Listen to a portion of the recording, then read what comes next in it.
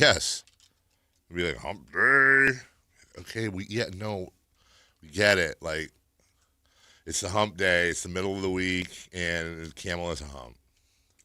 It's pretty awesome, I think it's been long enough now, though. I can bring hump day back. Oh, okay. It's fine. How was your evening? Good. Yeah. Anything? I'm trying to think of anything of substance from last night. Sometimes it's good not to have any. A little dip in the pool yesterday. Okay. It was a little warm.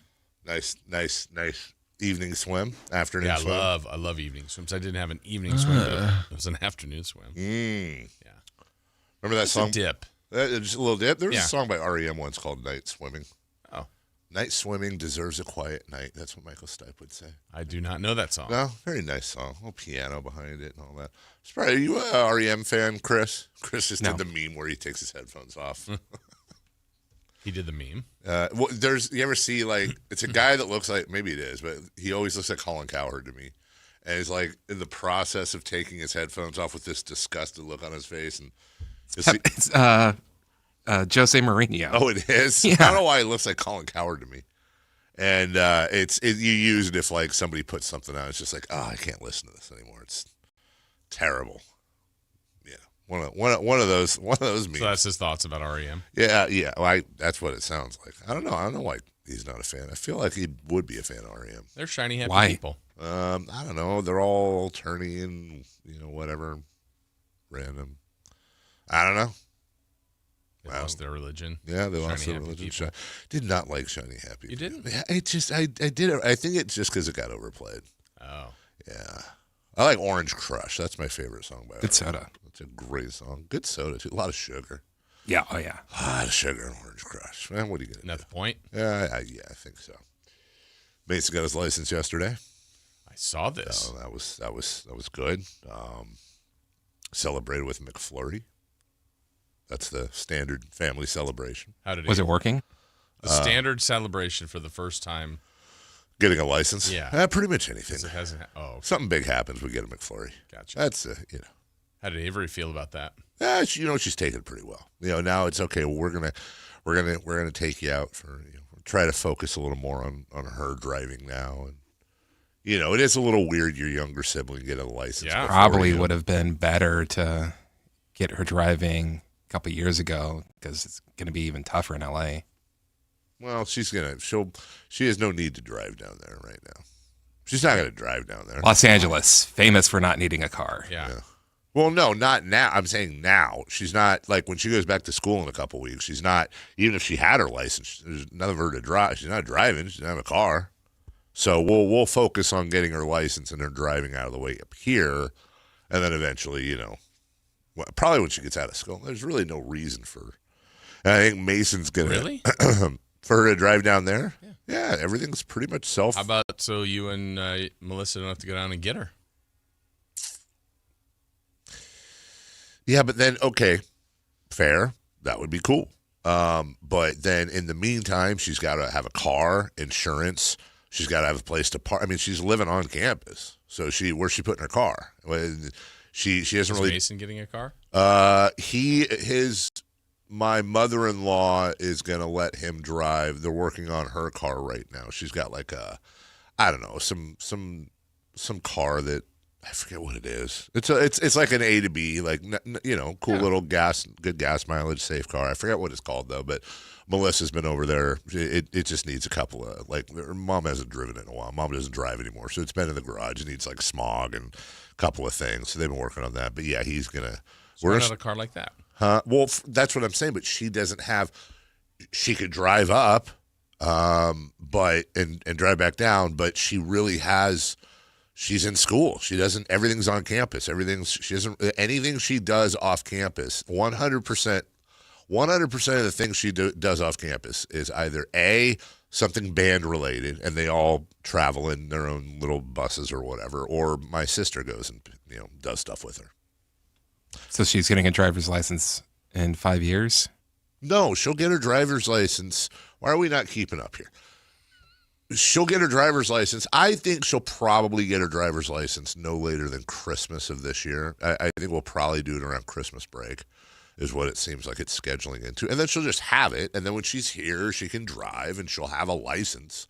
But I'm saying there's no real reason for her to have a car at USC. It just doesn't make a lot of sense. Because also, she's got to park it. She's got to store it. So Mason won't take this other car to Stanford? I don't know. I don't think so.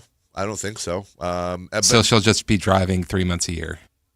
Until she's out of college? Yeah, probably. She doesn't really have any need to drive in college. Why is this a tough concept? When he's in Stanford... Wouldn't she just like to go somewhere? Just like spur of the moment? She doesn't. No, she doesn't? She doesn't need to go anywhere. She needs to go to class. She needs to go to class and practice. Hey, the new Beverly's showing the 70 millimeter. She'll have people that she'll go with her aunt or friends. Or they've got Aunt isn't there. Oh, whammy. Friends don't want to go. Well, you're not in college to go to, movies. You're there to study. I thought that's exactly why she's there. No. Well, she's there to study movies, not go to movies.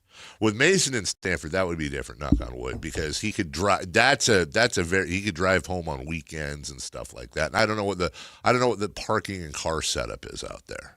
You know what I'm saying? But again, haven't you parked there in Stanford? Huh? Oh, at Stanford. Yeah, no, at USC I know. At Stanford, I have no knowledge of that whatsoever. I'm pretty sure it's going to be cheap. To park at Stanford, yeah. I'm sure it'll be absolutely dirt cheap. So they did that, and they went to trivia night last night. And then when they got home, I was told that by my daughter that a lot of it had to do with 80s and 90s music. I know. Where were we? You would have cleaned up. Yeah. Punishment for not wanting to hang out with your family.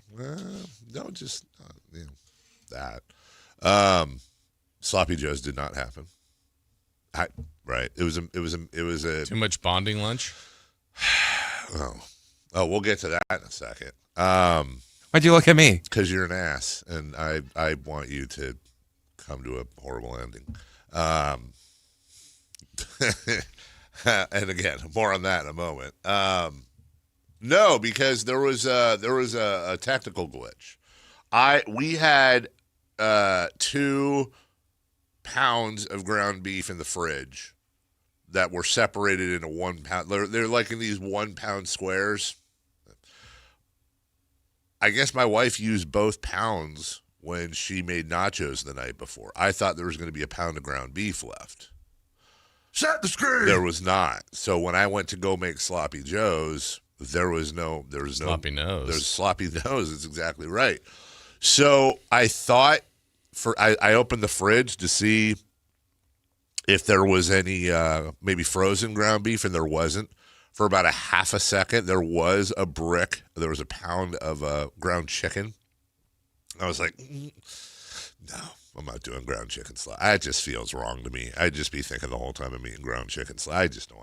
But I probably would be able to tell the difference. Yeah, I made chili with ground chicken the other day. Yeah.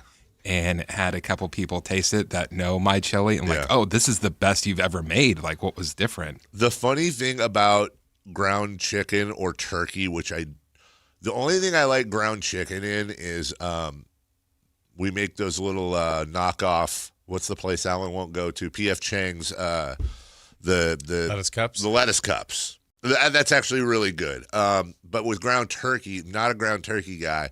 I have had ground turkey in Chile though. I think that's a great place for ground turkey. Is in Chile. You have no idea.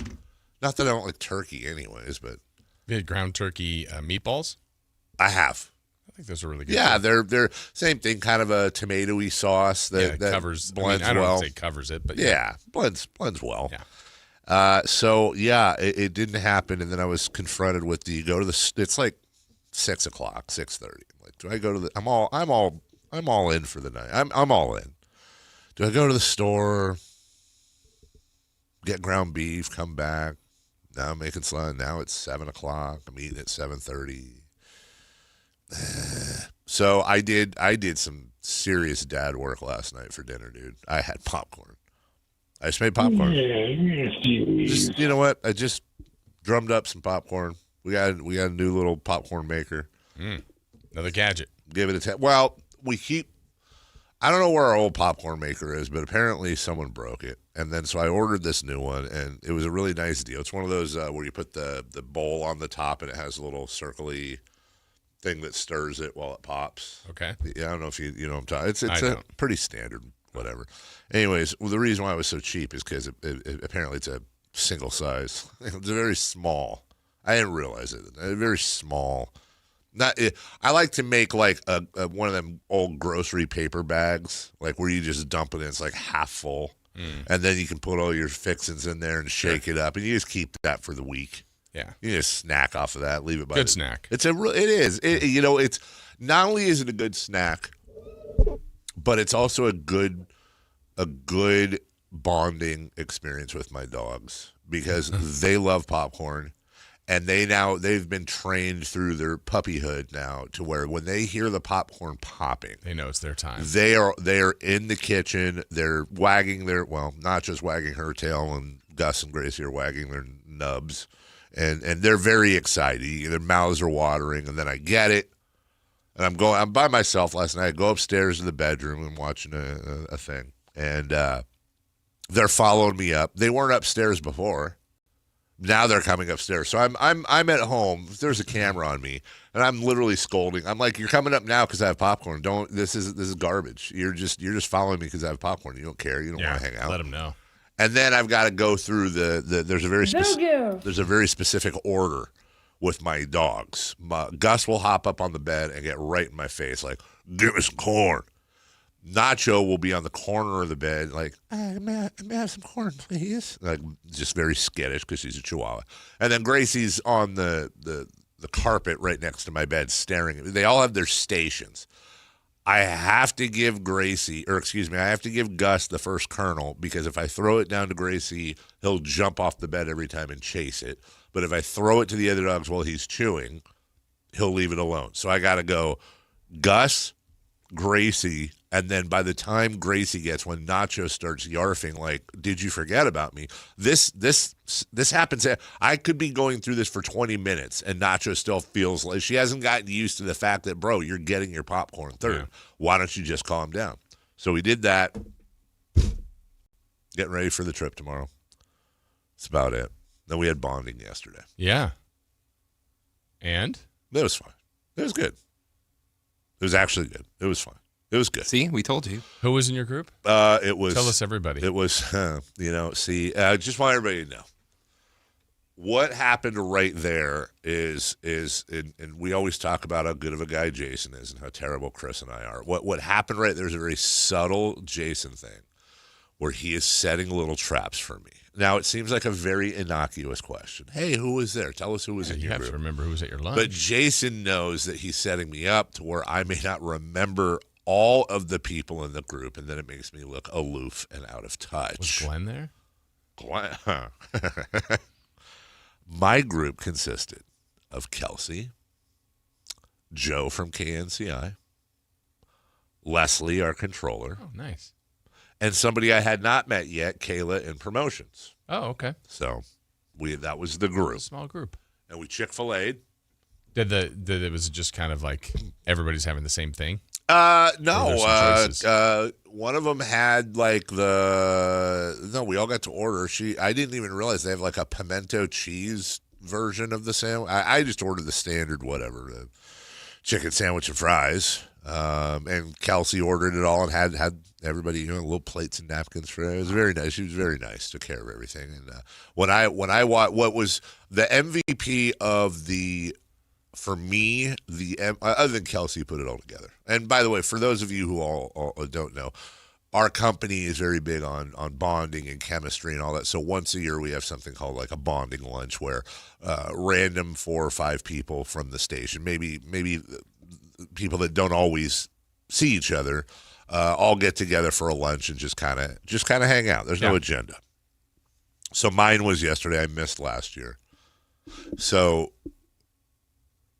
Joe from KNCI was the MVP of the whole thing for me because when I walked in right at 11 or right at noon, and I could already hear Joe talking when I walked in. Now Joe and Cody do a great job in the morning show, and I really like Joe. So I say this with all the respect, this is a compliment from me. I want to make sure it's not twisted. Joe is like a big golden retriever. He's a yellow lab. He's just a big, friendly dog that has no airs about It's not him. that big. Well, I mean, just, personality wise, Chris, he's out there and he doesn't care and he just does, so I walked in and he was going through a history of his, how he came from wherever he came from to Sacramento. I missed the part about where he started, but was there for how he got here. And he was just spinning. And so that gave me a chance to kind of eat, get, involved. Now I know Kelsey pretty well. I know Joe. I talk to him every morning. I've been yelled at by Leslie more than anyone in the company over the years. Know her very well. Get along with her very, very well. Didn't know Kayla. Mm-hmm. She's on with Matt every morning. Other Kayla. Or is Kayla other Kayla? I don't know. Who knows? So, yeah, I got to know her, and she came from Sac State, and Stingers up, and, loves her job, and this and that, whatever. So, yeah, there was, and then I noticed at one point that Kelsey had it's not a 3x5, it was probably like a 5x8, a little card in front of her, right? Oh. And on the card, I could see written very clearly, questions for Dave. Oh, she came prepared. She came prepared because Chris on the heels of me being vulnerable on the show yesterday, as I often will be, and using it as time on the psychologist couch to, hey, I'm feeling a little not nervous, but trepidatious, a little whatever about this thing. And, so what does Chris do? Well, Chris goes to submarine. Why let it be a fire when it could be a house fire, right? Like why let a kitchen fire stick to the stove? Why not? Let's just go full arson, right? Arson judge. So turns out though, and this is where, and kind of like the Joe thing, like I mean, this is going to sound like a bad thing with Chris, but I actually mean this. I'm going to give him a compliment for a second here. This is where Chris deserves to burn in hell for eternity. Like, no joke, just absolute burn in hell. Because it would be one thing if he had questions on there for me. And then, no, he wrote questions for Dave on the card. I can't tell if he instructed her to keep it face up so I'd see it or not. Probably did. Mm-hmm. There were no questions on the card. It was just there so I would see it and then think in my head, what is this going to be? What are the questions? And there's not even a set, so I'm prepping the whole time mentally in the back. It's worrying in the back of my head the whole time, and there's just no payoff, which you would think fine, but it's also like you go to the doctor and you're there for, you think you're there for a colonoscopy, which you don't want to get. It's not fun. But you know if you're there for that. Well, I'm just saying in this magical world I'm creating of a metaphor, you go in there thinking you're going to get your physical, and then afterwards you're getting your colonoscopy and, I don't know, maybe some blood taken. It's things you don't want to do. And then at the very end, the doc's like, by the way, the colonoscopy person isn't here. We're going to reschedule it. And on one hand, you didn't take it. That's cool. But on the other hand, it's like you've been thinking about it, you've prepped for it, you feel like you're as ready as you're going to be. Let's just get it out of the way. So no questions. No. Yeah. Did you inquire about the card? Nope. Just at the very end. Yeah. I said, Kelsey, I noticed you have a card. She said, oh yeah, Chris gave that to me. It's funny. It's like, all right. I wanted to leave her out of it. I think I was halfway through saying like, hey, I thought this would be funny, and could you take this just so Dave will be worried? And she goes, absolutely. Yeah, she doesn't. Didn't have to sell it at all. No, you didn't. No, you didn't have to sell it. I don't know what it is about me. I'm a fairly nice person around here. Help people, talk to them, give advice. Maybe, Chris, for example, I've always tried to be there for him, off the air, and defend him or take up his cause, or, if I have a chance to, get him, hey, Dave, can I get a pair of, whatever. Chris will ask me for things. Of course, I'm happy. Don't keep a scoreboard. Don't expect anything. So I feel like Chris is undervalued, and even if he wasn't, it's, it's nice to do nice things for people you care about. And I don't know what about that screams taking pleasure in the torture of me, but there's something about me that attracts people that want to inflict pain on me. And I've really got to explore that one, I think. I think we'll have to get on the... Maybe it's like, the old saying, like the girls always end up with the bad boys. Maybe you got to be... Maybe the people that get treated better are the ones that are meaner. Well, you're nice. You get treated well. What the hell? That defeats that one. Yeah, are you Jason Nice? No. But here's the thing. So that is my version of a prank, is just writing questions for Dave with no questions. Right, or faking that you were in a race. But then like something crazy will happen, and immediately it's just like, I know you're behind this, Chris. Mm-hmm. Why did you do that? Mm-hmm. And it's like, I didn't do anything. Well, gee, wonder why we'd wonder why it was you. But I do little things. I never do like a big thing. I don't know, man. That the whole having me tease 4 segments to get to a race at the baseball. Now that was Jason. That one got out of hand. Remember, from the get-go. That was, I still haven't got my revenge. By the way, I still have like 9 revenges I haven't exacted on you yet. 9? Well, I don't know. Like I was like, okay, I'll get you back. And then, you made me say that Chris Jericho was coming on the air and get excited, and then you on the air said, "Ha ha ha ha ha! That's not true at all. I'm just messing with you." I think you're overplaying that. I am not overplaying it. That wasn't really a thing. By the way, Roxette canceled their North American tour. Did you hear about that? No. They were going back on tour with a new singer. Really? Yeah, it was Roxette. I forget who else it was. Roxette, somebody it was Roxette and like Taylor Dane. Oh, wow. And then somebody I hadn't heard of. That right. Are those real bands? Well, Taylor Dane's a person. The real Taylor. Joyride. Taylor Dane is a person. Roxette is a band. Correct. That is correct. Yep. And probably 1, if not 2 Roxette songs, I would imagine. I know the Roxette. Or did I say Roxanne? Roxette. That's it. Yeah, Roxette. No, that's Roxanne by the Police. The Police. The Police. I know a Taylor Dane song. I just can't remember what it is. No relation to Ron. Or great. Or Ish. Or T. Yeah, thank you.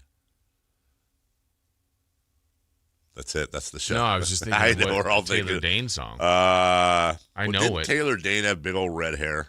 No. No. Mm-mm. Oh, she had. Maybe I'm thinking of Tawny Kitane. Yeah. Taylor Dane. Taylor Dane had more like salt and pepper. Not salt and pepper. Sandy blondish. Oh yeah. Oh. Let's see. Oh yeah. Here we go. Oh, Tell It to My Heart. Oh, I know that song. Do you really? No, you don't. Huh? Tell it to my heart. My aunt is a big freestyle fan. What? Yeah, that's what that music is. Freestyle? Like Debbie Deb. What? You don't know freestyle music? No. That's freestyle music. Well, it's pop music. No, it's not. What do you mean? It's called the style of music is called freestyle. Have you ever heard that term in your life? Not for that. No. Maybe you should try opening a book. Remember that one? It's freestyle. I mean, I've heard of that. That's like a type of breakdancing. What else is freestyle? I am looking at the Taylor Dane Wikipedia page. Genres: pop, dance pop, freestyle. Because pop. Yeah, so pop. Freestyle. No, you're Pop going for the third. See, that is so you. There's 3 things out there. You're going to go for the third. That's why I thought you were an REM fan.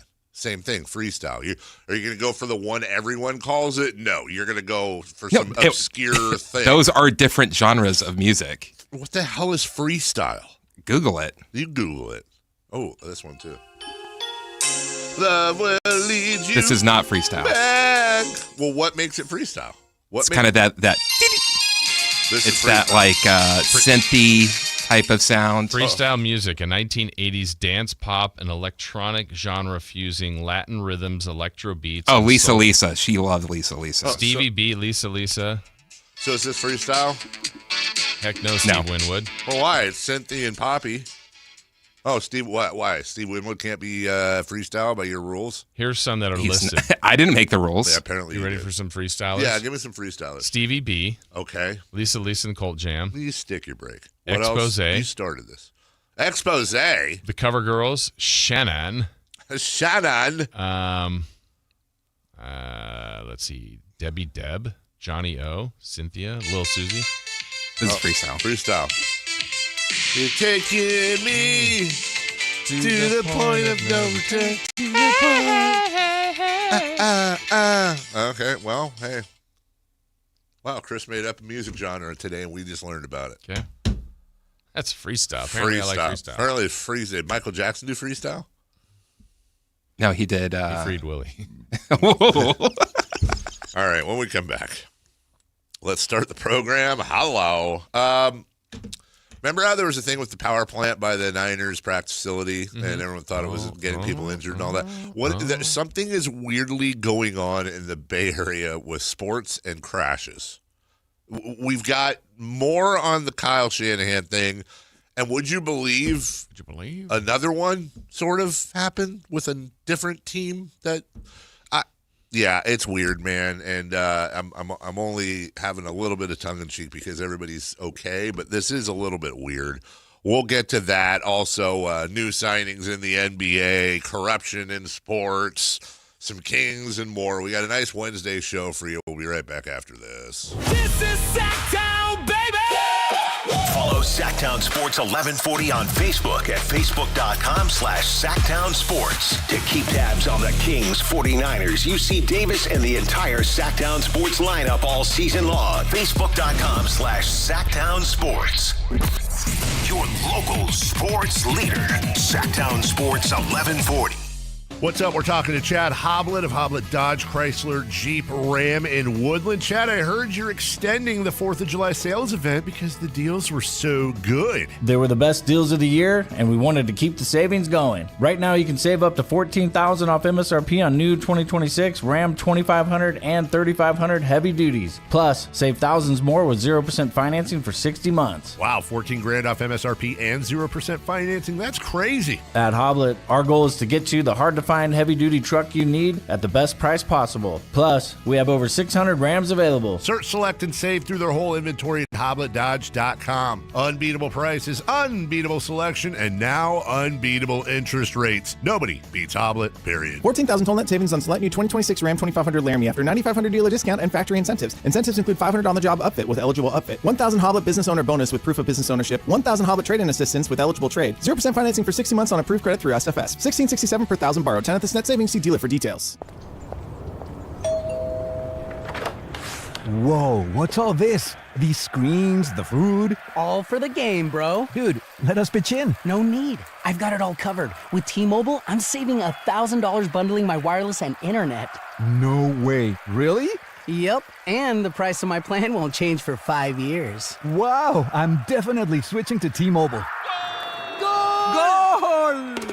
Here's to score big with T-Mobile. Families save up to $1,000 a year when they bundle fast, easy to set up, all-in 5G home internet with 4 phone lines on Experience Beyond. And your plan price? Guaranteed for 5 years. Stay connected con tu gente and catch every match with T-Mobile. Join now at T-Mobile.com. Price guarantee on talk, text, and 5G data. Exclusions like taxes and fees apply. Savings based on third line free via monthly bill credits. Internet discount with $15 in monthly bill credits and auto-pay discount. Qualifying credit required. Credits may take up to 2 bill cycles and will stop if you cancel any lines or change plans. Tired of hearing scary radio ads about the IRS? Tax Relief Advocates is different. TRA is here to tell you that if you owe money to the IRS, whether it's $5,000 or $500,000, we have a solution. TRA can eliminate or reduce what you owe to the IRS with zero risk to you. We have over 1,000 5-star reviews on Google and an A+ with a BBB. End your tax nightmare today by visiting TRA.com or call 800-583-6681. That's 800-583-6681. Wait, everything on this IHOP value menu is just $6? I told you it was amazing. A huge plate of pancakes, bacon, and eggs is just $6. Wow. There's also French toast, a ham and cheese omelet, and they got a BLT and fries now. Okay, we're coming here every day. You don't have to tell me twice. Feast for just $6 with the IHOP value menu. $7 in some locations, available every day for a limited time at participating restaurants in the U.S. Hours may vary. No substitutions. Not valid with other discounts or promotions. Prices may vary. The Gold Rush Classic, where the stars and guitars shine. The Gold Rush Classic is a celebrity pro-am golf tournament, $1 million hole-in-one, a skins game, a celebrity draft party, and a concert featuring the Cripple Creek Band. The Gold Rush Classic raises money for Make-A-Wish, Jordan's Guardian Angels, First Tee of Sacramento, Rancho Murrieta Youth Sports, and other worthwhile children's charities. The Gold Rush Classic takes place August 6th and 7th in Rancho Murrieta. Come join the fun, raise money for charity, and play golf with a celebrity like Barnes, Fernandez, Jackson, Lloyd, Merriweather, Ostertag, Polanese, Sharp, Schumann, or our own Greg Vaughn. Golf and concert sponsorship are still available at goldrushclassic.org. That's goldrushclassic.org. The Gold Rush Classic is sponsored by Guzetta Jewelers, Roseville's premier jewelry store. They've got you covered for any occasion. Well, it's official. My friends have all switched to Pure Talk because I told them they could save a bunch of money on a super reliable high-speed network with unlimited data. And because they're my friends, they trust me. As for the rest of you, well, Pure Talk understands that even though you might like me, you're not just going to take my word for it, nor should you.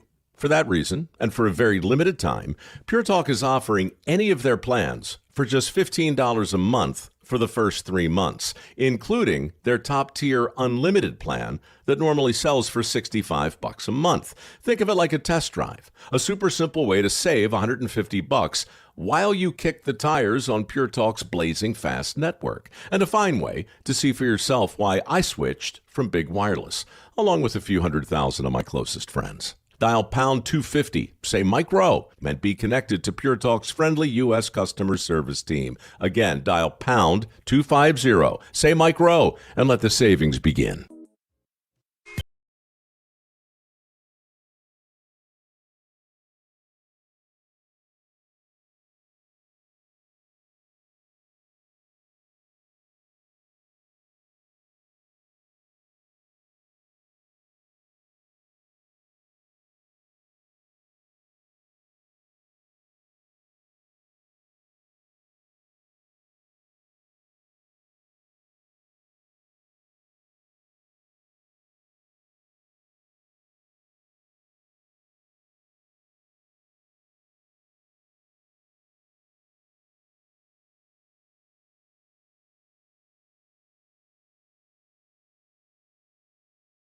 You do? Thanks, Mike.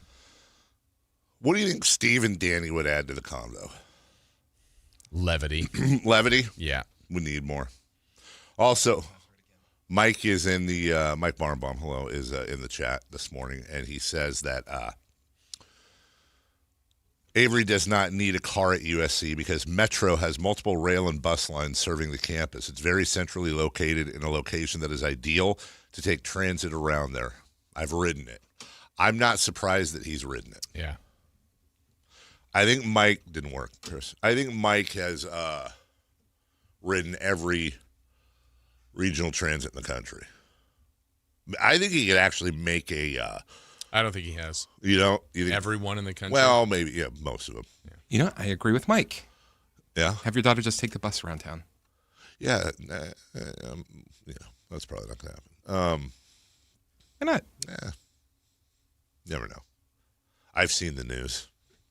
What's that been? Things happen on the bus. Oh. It happens. I think you're confusing the movie Speed for the news. That's what I'm saying. Same thing. Also, unshout out to Jimmy Fallon. Unshout out. I don't really have. I know he's a lot of people hate him. A lot of people. I don't know. I watch Jimmy Fallon in the sense that every once in a while he'll have some viral clip go out. Where, hey, let's play a game. Or what's the one where he did the doo-wop group with Billy Joel? I love that one. Every once in a while I'll see a clip. Oh, that's pretty funny. Tight pants. But I know Chris will get this. I don't know if you'll get this, Jason. I honestly freestyle. It is not, as a matter of fact. But this, I don't know why this clip makes me incredibly angry. And the title of it, from a Twitter account called Late Nighter, follows all the late night shows, highlights all that, I guess. Jimmy Fallon may have just earned a spot on Late Nighter's year-end best jokes list. Oh, it's got to be very original. Very original. I'm sure this is good. Shockingly, Chris has already seen this. God dang, dude. Seriously. Oh, get this. I saw that a man in the UK just broke a world record by swallowing 15 fish sticks in 1 minute. Oh, gross. How would you even find him? What a pervert. Jeez. That's disgusting. It's a family show, I thought.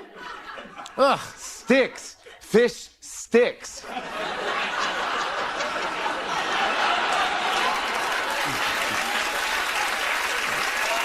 Don't clap. Now, do you understand why I'm angry? Do you get the reference or no? It's you either do or you don't. This is a 15-year-old joke that South Park created an entire episode around, involving a fake Kanye West. Well, maybe not fake, who knows? And the whole point was, Cartman writes this joke. It's the greatest joke in the world. Everyone's laughing. He goes on like talk shows and tells it, and people just die in the aisles because it's so funny.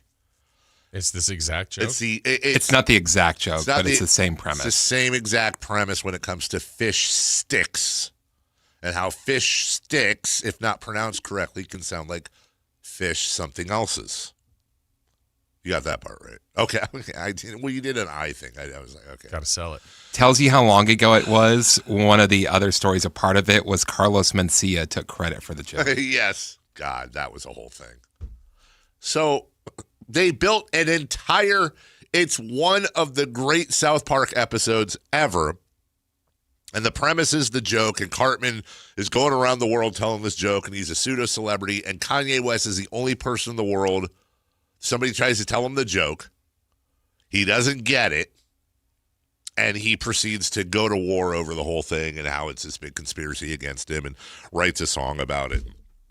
How does an entire writer... I understand.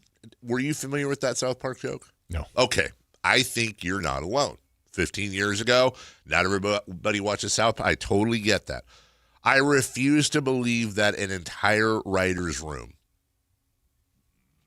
probably I would bet money, some of which know and have worked with some of the writers at South Park. Yeah. It's all very tight-knit.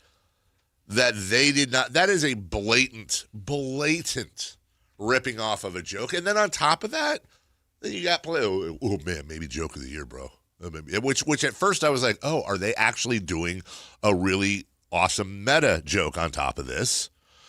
But they're serious, Jason. I don't know. So that's where it ended. It was more of the other guy, Higgins, making the yeah. joke. Is that what his name is, Higgins? Yeah. Oh, I didn't know that. Is Higgins the all-time great, like, random sidekick name?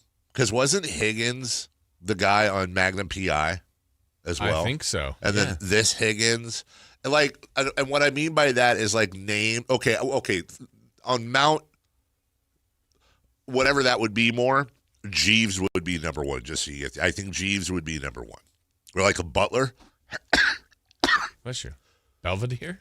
Belvedere? That's Mount Butler more. But like you'd have Jeeves, Higgins. It's Mount Injury more. Robin? No, because I don't think there's a lot of Butlers named Robin. But you know, well, Jeffrey from South Park, from Will Smith, the Bel Air thing. You know what I'm talking about. Prince of Bel Air. That's really weird, though. Like, have you ever run into anyone named Higgins? Oh, Jim Higgins. I went to school with a Jim Higgins. Is he a Butler now?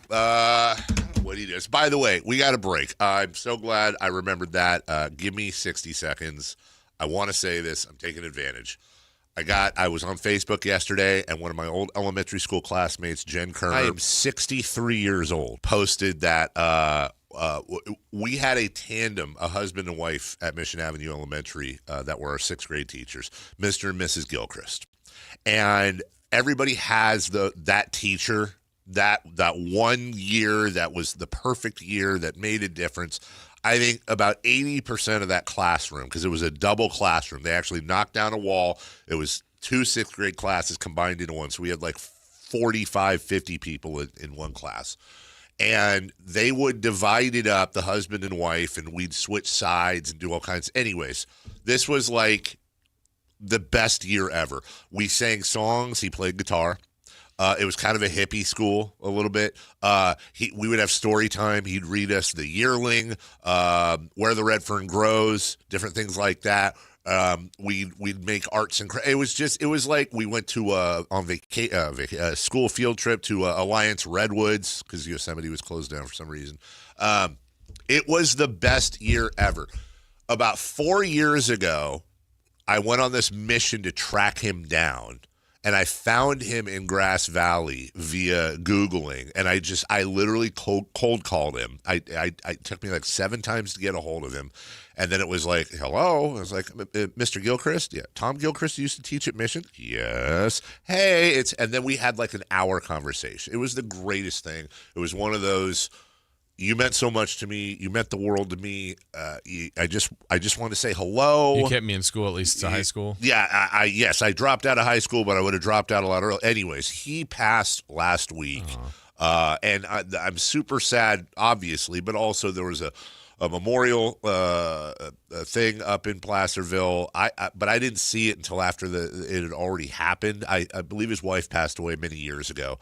But he made it to late 70s, I believe, and it was so interesting. It's a great thing about Facebook and social media. The best of it is I saw like 9 of my old classmates in there talking about and sharing memories and all that. And anyways, everyone has that teacher, and I'm just taking advantage of the platform here. But shout out to Tom Gilchrist and obviously his wife, Lori, and rest in peace, Mr. G, Mr. and Mrs. G, or you had the option to call them by their first names, which seemed weird, and I never did that. But best school year of my life, and did what every teacher at their best does, which is made an absolute impact on just a ton of kids that never goes away. We'll take a break. When we come back, well, first domino to fall, Draymond Green.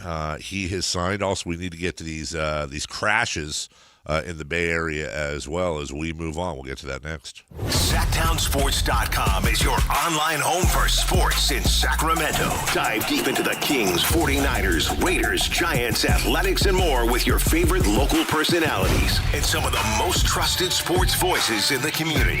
Stream Sactown Sports 1140. Watch original video content and read in-depth analysis all in one location. SactownSports.com.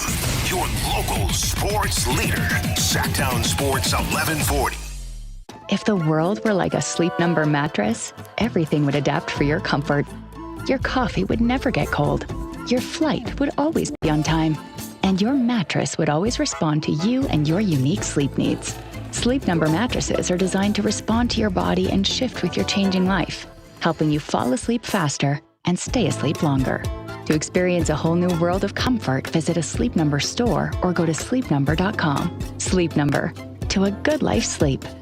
When you see this in your kitchen, The stainless steel fridge is covered in fingerprints. you hear this. Leslie, people are going to think you were raised in a barn or by wolves or raised in a barn by wolves. Fortunately, Wyman's stainless steel 3-in-1 cleans, shines, and protects to give you the best shine. A spray and a wipe will have your fridge shining like a mirror. Wow, my fridge looks brand new. Your fridge looks amazing, Leslie. Sorry, I was being a little dramatic earlier. Your kitchen says a lot about you. Let it brag with Wyman. Skeeter here, my card. Field Tech, Sacramento Yellow Mosquito and Vector Control District. I never met a Culex terrasalis I didn't want to smack. That's Latin for mosquito. Hey, it's time again to fight the bite. Time to protect yourself from West Nile virus by applying insect repellent. Once a week, drain stagnant water and report dirty green swimming pools. Ew. They're breeding grounds. The Sacramento Yellow Mosquito and Vector Control District reminds you it's time to fight the bite. My card never gets old. For more information or to report problems, go to fightthebite.net. The one and only Monster Jam. See the world's best drivers tear up the dirt in your favorite Monster Jam trucks, like Gravedigger, El Toro Loco, Sparkle Smash, and more. Only at Monster Jam. Brought to you by Morgan & Morgan. Visit MorganMonsterJam.com to save 25% on ticket face value, courtesy of Morgan & Morgan. Visit website for restrictions and details. Coming to Golden One Center August 15th and 16th. Carmichael Dave here. So proud to talk about my new friends at Pest Pros, where they are family owned, they are locally rooted, and they are committed to serving Northern California. I got a mouse problem at my house, and I don't like mice. I got a cockroach problem at my house, and I don't like cockroaches. That's a real thing. You're going to get pest protection somewhere. Why not get it at a place that is locally owned and operated? Longtime Kings fans and partners, and the community, yeah. You've spoken. They're back-to-back Sacramento favorites. So if you got pest control, you don't have Pest Pros. Step up to the pros with their all-star lineup. Don't just make the call, make the right call. Go to pestprosps.com, Sacramento grown, family owned, or call them at 916-588-9345. That's 916-588-9345. Step up to the pros at Pest Pros. Waking you up with the best in local sports. They just make it interesting, you know? It's the Carmichael Dave Show with Jason Ross on Sactown Sports.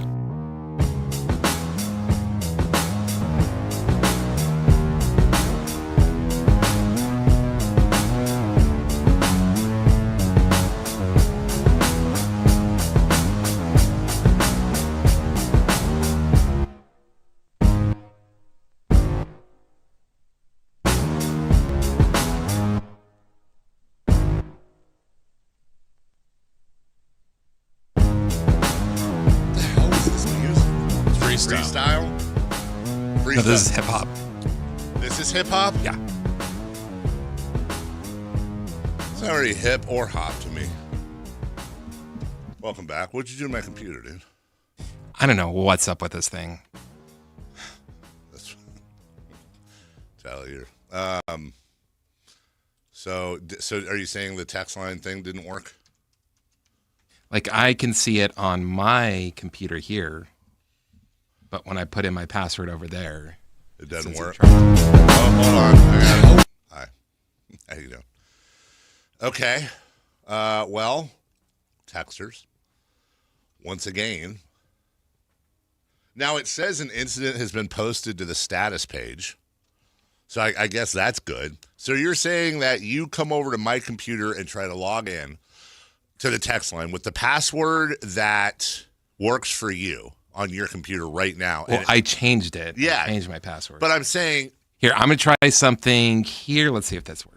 What I'm saying is, Chris, as I understand it, Chris changed his password on the text line. We all apparently use Chris because I don't know why we can't get our own. Or maybe we can. I don't know how to. You definitely can. Who do we talk to? Brandon. I've told you this. So that's your opinion. Do you know who Brandon is? Yes. Let's go. That guy, right? Let's go, Brandon. He's the one. No, he's our promotions director. Oh, what's up now? You didn't think I knew that, did you? I saw him yesterday. Said hello. No, what? I did. I saw that him. Wasn't him. No, it was him. I'm 98% sure it was him. Anyway. Oh, in front of Marsh's office. Yes, in front. See, he was there. Sucker. So, anyways, you're telling me you changed your password. It works on your computer. And then, but you try to enter the password on You're my pushing the time back. You see that? What? Too many guesses. Try again in 9 minutes. You just did it, and it said 7 minutes. Oh, Christ. All right. Sorry, texters. If anything good comes in at 44-11-40, we'll let you know. What the hell is going on in the Bay Area? So we started yesterday. Kyle Shanahan called all the beat guys, not the hip-hop and freestyle, the ones who cover the team, the Matt Barrows of the world, into his office. And as I understand the story, apparently there was I don't know, man. When we first heard about the accident, it was nobody was at fault.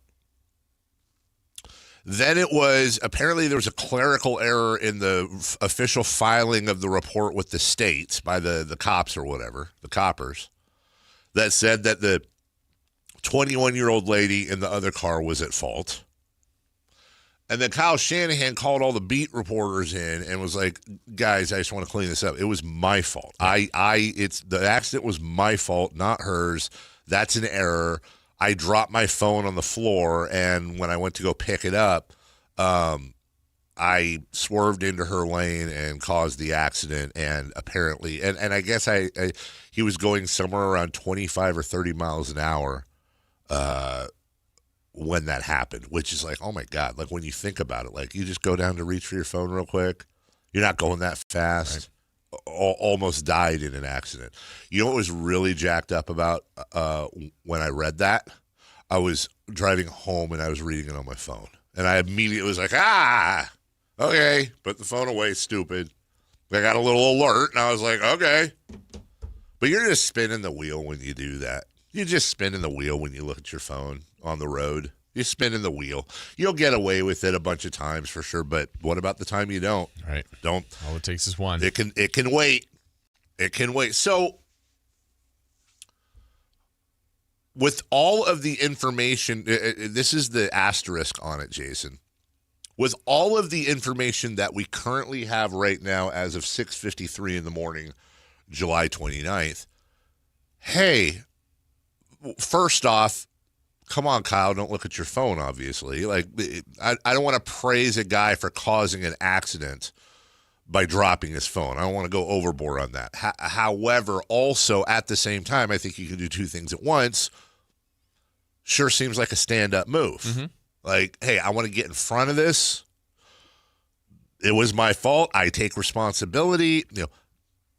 Still does not sound like they've said no drugs, no alcohol. The problem with that, though, here's the problem with that. This is how these conspiracies get fed. And remember, sometimes conspiracies are true. Well, if they got whose fault it was wrong, what else did they get wrong? Yeah. Why did it take so long for it to come out? Was there something involved? Are they covering something up? Well, hold on a second. Like, didn't we just spend a summer talking about Diana Rossini and Mike Vrabel and cops pulling over head coaches and getting off the ticket because they're, you've got all this ammo in the back of your head. And now you've got people who normally I'm like, okay, tinfoil. But now you got people that are like, okay, so first the crash happened, but then people knew about it, but they didn't report on it until like a week plus later. And then they said that it was her fault, but now it's his fault. And he felt the need to bring everybody in and tell everybody it was his fault. And then Mike Florio got mad because nobody reported on it and they hid it. But then it turned out his partner, Chris Sims, actually knew about it and held everything in. And so now people are like, what more is there to this story? And you know what? I get it. And the thing is, the truth is, there's a highly likely chance, Jason, there's not really anything else to the story. That's what happened, and there were just a couple of legit, mistakes made. But I think the lesson out of this, other than don't look at your phone while you're driving, obviously, is, guys, the whole release of this thing was bungled from day one. That's it.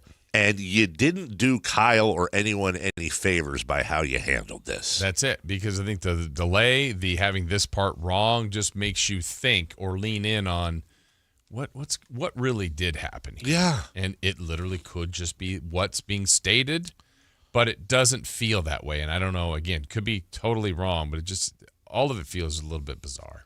And if I'm Jed York, I, or one of my minions, is probably walking into the Niners press office at some point going, guys, walk me through this. What information do I not know? Why was there not even just a preliminary? Head coach Kyle Shanahan was involved in a 2-car accident last night or yesterday at approximately on the corner of no wrong, no drugs or alcohol. If you want to get out there, that's fine. The police are investigating. We expect a full recovery. More. Why would you just not do the standard release? Right. I don't have a good answer. It's really, really stupid. We'll take a break. When we come back, 3 for Madness. And by the way, would you believe that's not the only vehicular accident that happened involving somebody with a Bay Area sports team over the weekend or before? We'll get to that in a sec. 3 for Madness. Corruption, perhaps, in the world of soccer. But when it comes to all these international competitions, who's doing it right, who's doing it wrong, and what's the future of all that? We'll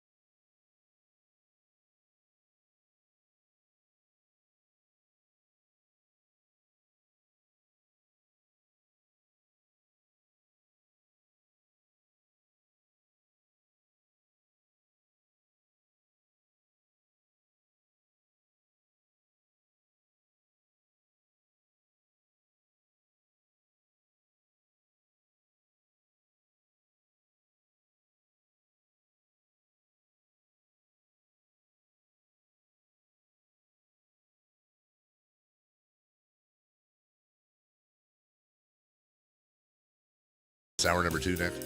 Follow Sactown Sports 1140 on Instagram and X at Sactown 1140 to see the best moments from all your favorite shows and up-to-the-minute live reactions and updates on the Kings, 49ers, and more. That's at Sactown 1140 on Instagram and X. Your local sports leader, Sactown Sports 1140. This is the story of the one. As a safety manager at a manufacturing plant, he does everything he can to keep his coworkers safe. From finding ways to reduce risks to keeping safety supplies in stock. And for that, he relies on Grainger. Grainger offers a broad range of quality products and next-day delivery, so he can always play it safe. Call 1-800-GRAINGER, click Grainger.com, or just stop by. Grainger, for the ones who get it done. The IRS finally caught up with Louie. I hadn't paid my taxes in 8 years. I owed the IRS a lot of money. Louie was in deep trouble. We're going to take your house, put a lien on your bank account, garnish your pay. They don't care. They're going to take your paycheck. Louie found out about Optima Tax Relief, the leading tax resolution firm. A-plus rated by the Better Business Bureau, they've resolved over $3 billion for their clients. Optima Tax, they help me. They calm me down. They make me feel comfortable, and I trust them. Louie has a lot to be thankful for. I don't owe the IRS anymore, and I'm able to live a comfortable life, a lot better life. It was because of Optima Tax. For tax help you can trust, call Optima now for a free consultation. Take it from Louie. If you owe the IRS, don't go it alone. Give Optima Tax a call. They can help you. Call 800-375-2322. 800-375-2322. 800-375-2322. Optima Tax Relief.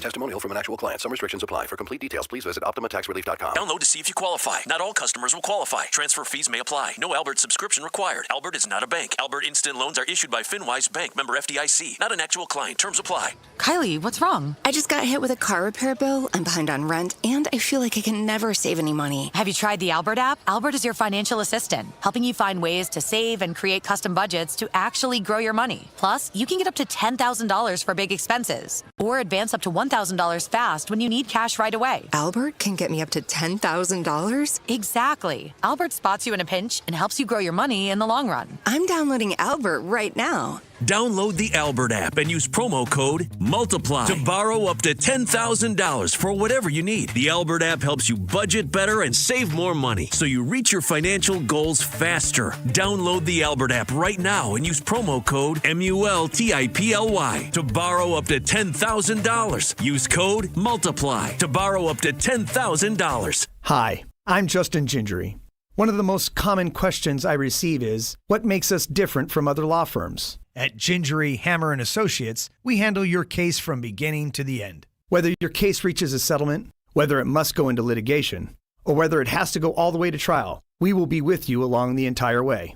And because we are committed to your case, we are as invested as you are in making sure you get the outcome you deserve. When you get an injury, just call Gingery. Country in the Park 2, presented by your California Army National Guard, October 23rd at Hart Health Park at Cal Expo with Bailey Zimmerman,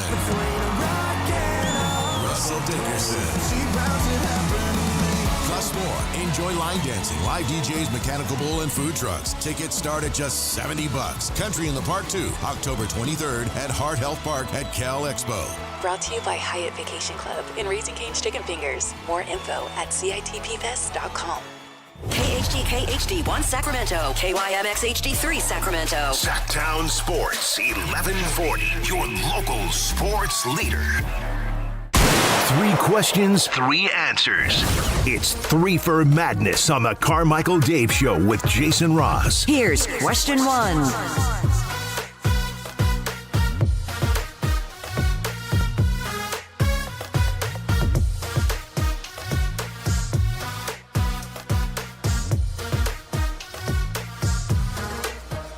Yeah, so that was juicy, Chris. Remind me of that.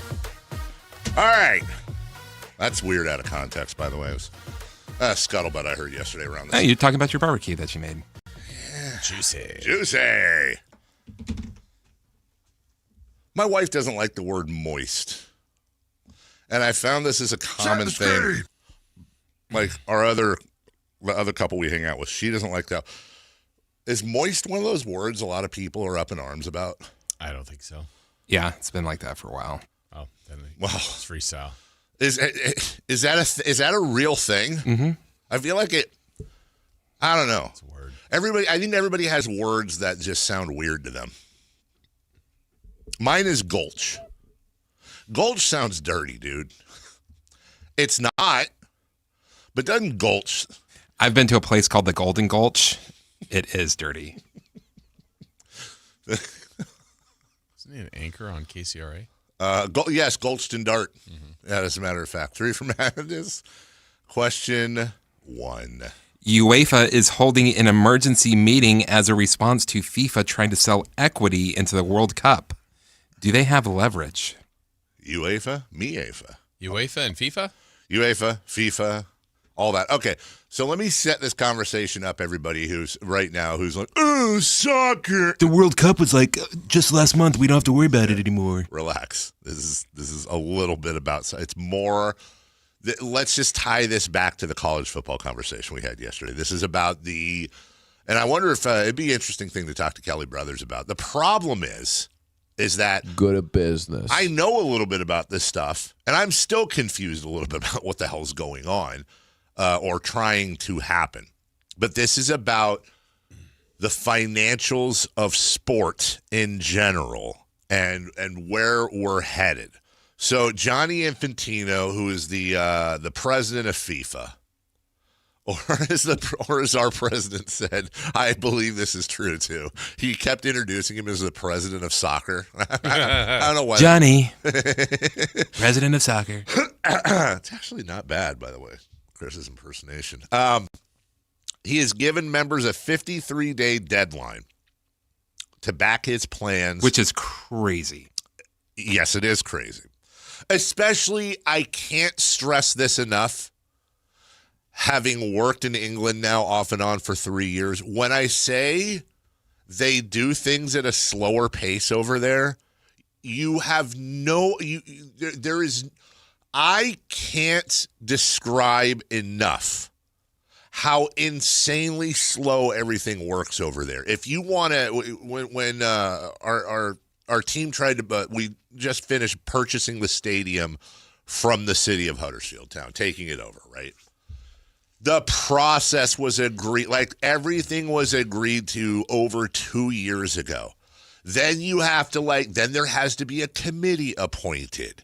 Then the committee has to present their arguments, of which literally Fred in Derbyshire can show up at a meeting and be like, "Oi, I don't like it." Then they have to do a 2-month investigation into why Fred doesn't like it. Okay.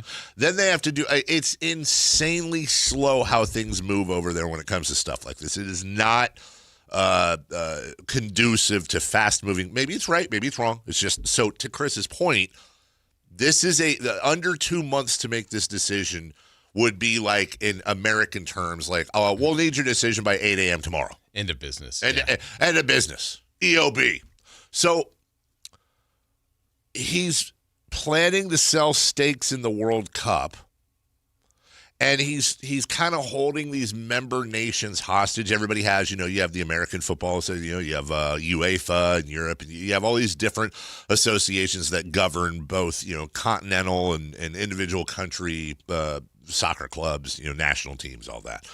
He sent a letter to all 211 member associations promising up to $10 billion to be made accessible through selling I think it's about 20% of FIFA as early as January 1st.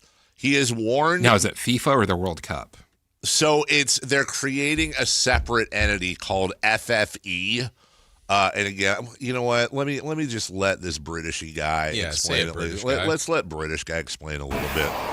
Right, this breaking Sky news Sports. is more on FIFA's plans to sell stakes in the World Cup. And this is a fairly significant development that we've just learned in the last few minutes here on Sky Sports News. OK, I'm going to give this information to you now, and it involves a deadline for member associations to make a decision on whether they want to back Gianni Infantino's plans or not. OK, so Infantino has given football associations until the 19th of September to back his plan to sell off part of FIFA to private investors. And this is a new part of it. There will be a $40 million incentive to accept, OK? That's a letter that we have seen has revealed that, OK? Infantino has warned that countries will have access to much less cash for development projects, grassroots football and national teams if they don't back selling off more than 20% of a new commercial spin-off to oversee World Cups. So Infantino has said the launch of FIFA Forward Enterprise needs more than 50% of members to back the plans, along with the ruling council. OK, so he needs a majority, fair enough. And he's written this: should neither condition be satisfied, FIFA will continue as planned with the Forward Programme 4.0, that's what it's being called, meaning approximately $10 million per member association for the next cycle. So, okay, do you have a better understanding? Sounds like there's a gap between like the idea. So a gulch, maybe? A gulch. Yeah. So here's the thing, basically, of these 200 countries, yeah, they each share a piece of the pie equally. And so they each get an equal vote. So what Sepp Blatter did before Infantino, and he's just taken this away, is I give these very small countries huge amounts of money that aren't big to the bigger countries. Like $40 million really isn't that much for U.S. soccer. It's not that much for England. But these tiny, smaller countries, the Ivory Coast, or what was the other one? The one that the Cape Verde. Thank you very much. Like these very tiny, small countries that probably don't even have that much soccer infrastructure. Right. This is a huge win for them, and it's one of those things of, yeah, this is going to be used for soccer, but it's used to basically enrich themselves. So these tiny countries are going to say, like, yeah, we're all for this. And it's important to understand that they have the same voting powers, as I understand, as the other countries. Yeah. So they need, I think, more than 50% or something like that to move forward. So if Cape Verde or Ivory Coast or wherever says, yeah, that's like America and to be more specific, these are countries that aren't even going to smell the World Cup. Yeah, exactly. They're not good enough to get into these huge tournaments. They're So he just wants not their that good. vote. He needs their vote. Yeah. And Get he over most likely 50%. will get their vote because they're going to get a cash fall out of this. So why are you all, and why should you all be interested? What is outside of soccer fan? Why is this interesting? Because this goes to the capitalist nature of how classic fans, and when I say that, I mean you're European, you're South American, you're African, your strongholds historically in the World Cup and international soccer, where the sport means everything. The World Cup is a celebration of international soccer. Every 4 years, fans have the opportunity to see their countries compete, to see which one is the best in the world. In their minds, it is meant to be a celebration of the sport. Mm-hmm. It is meant to be accessible to all fans. It is meant to rotate on a hosting basis without any, obviously you need infrastructure, but America can host it 1 year, England could host it, but also you give South Africa, like they had a few years ago, Qatar, which, yes, we understand how that happened, but you give Saudi Arabia, which is 2030. Apparently has the stadium they're building, 30. We'll see. Yeah, we'll see. There is a fight, there is this ongoing battle now between fans of the sport that feel like their sport that they grew up with, where you could see the players and coaches at the local pub that their great-grandfathers rooted for, that they have this connection between the club and the community, is now being hijacked by this American/capitalist nature of the sport, where real fans are being priced out. Players, instead of coming from the area or being in the academy since they were 12, so they really have a connection, are now hired mercenaries that are being bought from other places in the world. And it's all about making money squeezing out the fan, and now you've got this, which is a really overt way of saying, yeah, guys, we're trying to make a lot of money here. And their thing is, when is enough enough? You're already making it, and the business guys are like, enough's enough when you guys stop paying for it. Like, we're trying to make as much money as we freaking can. Well, FIFA is, quote unquote, a nonprofit organization. They are supposed to be growing the sport. And it's important to understand that this sidearm that they're creating, this FFE, that's their way of getting around that. That's going to be the profit-making center that doesn't have the antitrust exemption, as I read it at least. Why does this matter? Because, honestly, I side with the fans. I do. But I also know that they're screwed, man. You can't put the toothpaste back in the tube.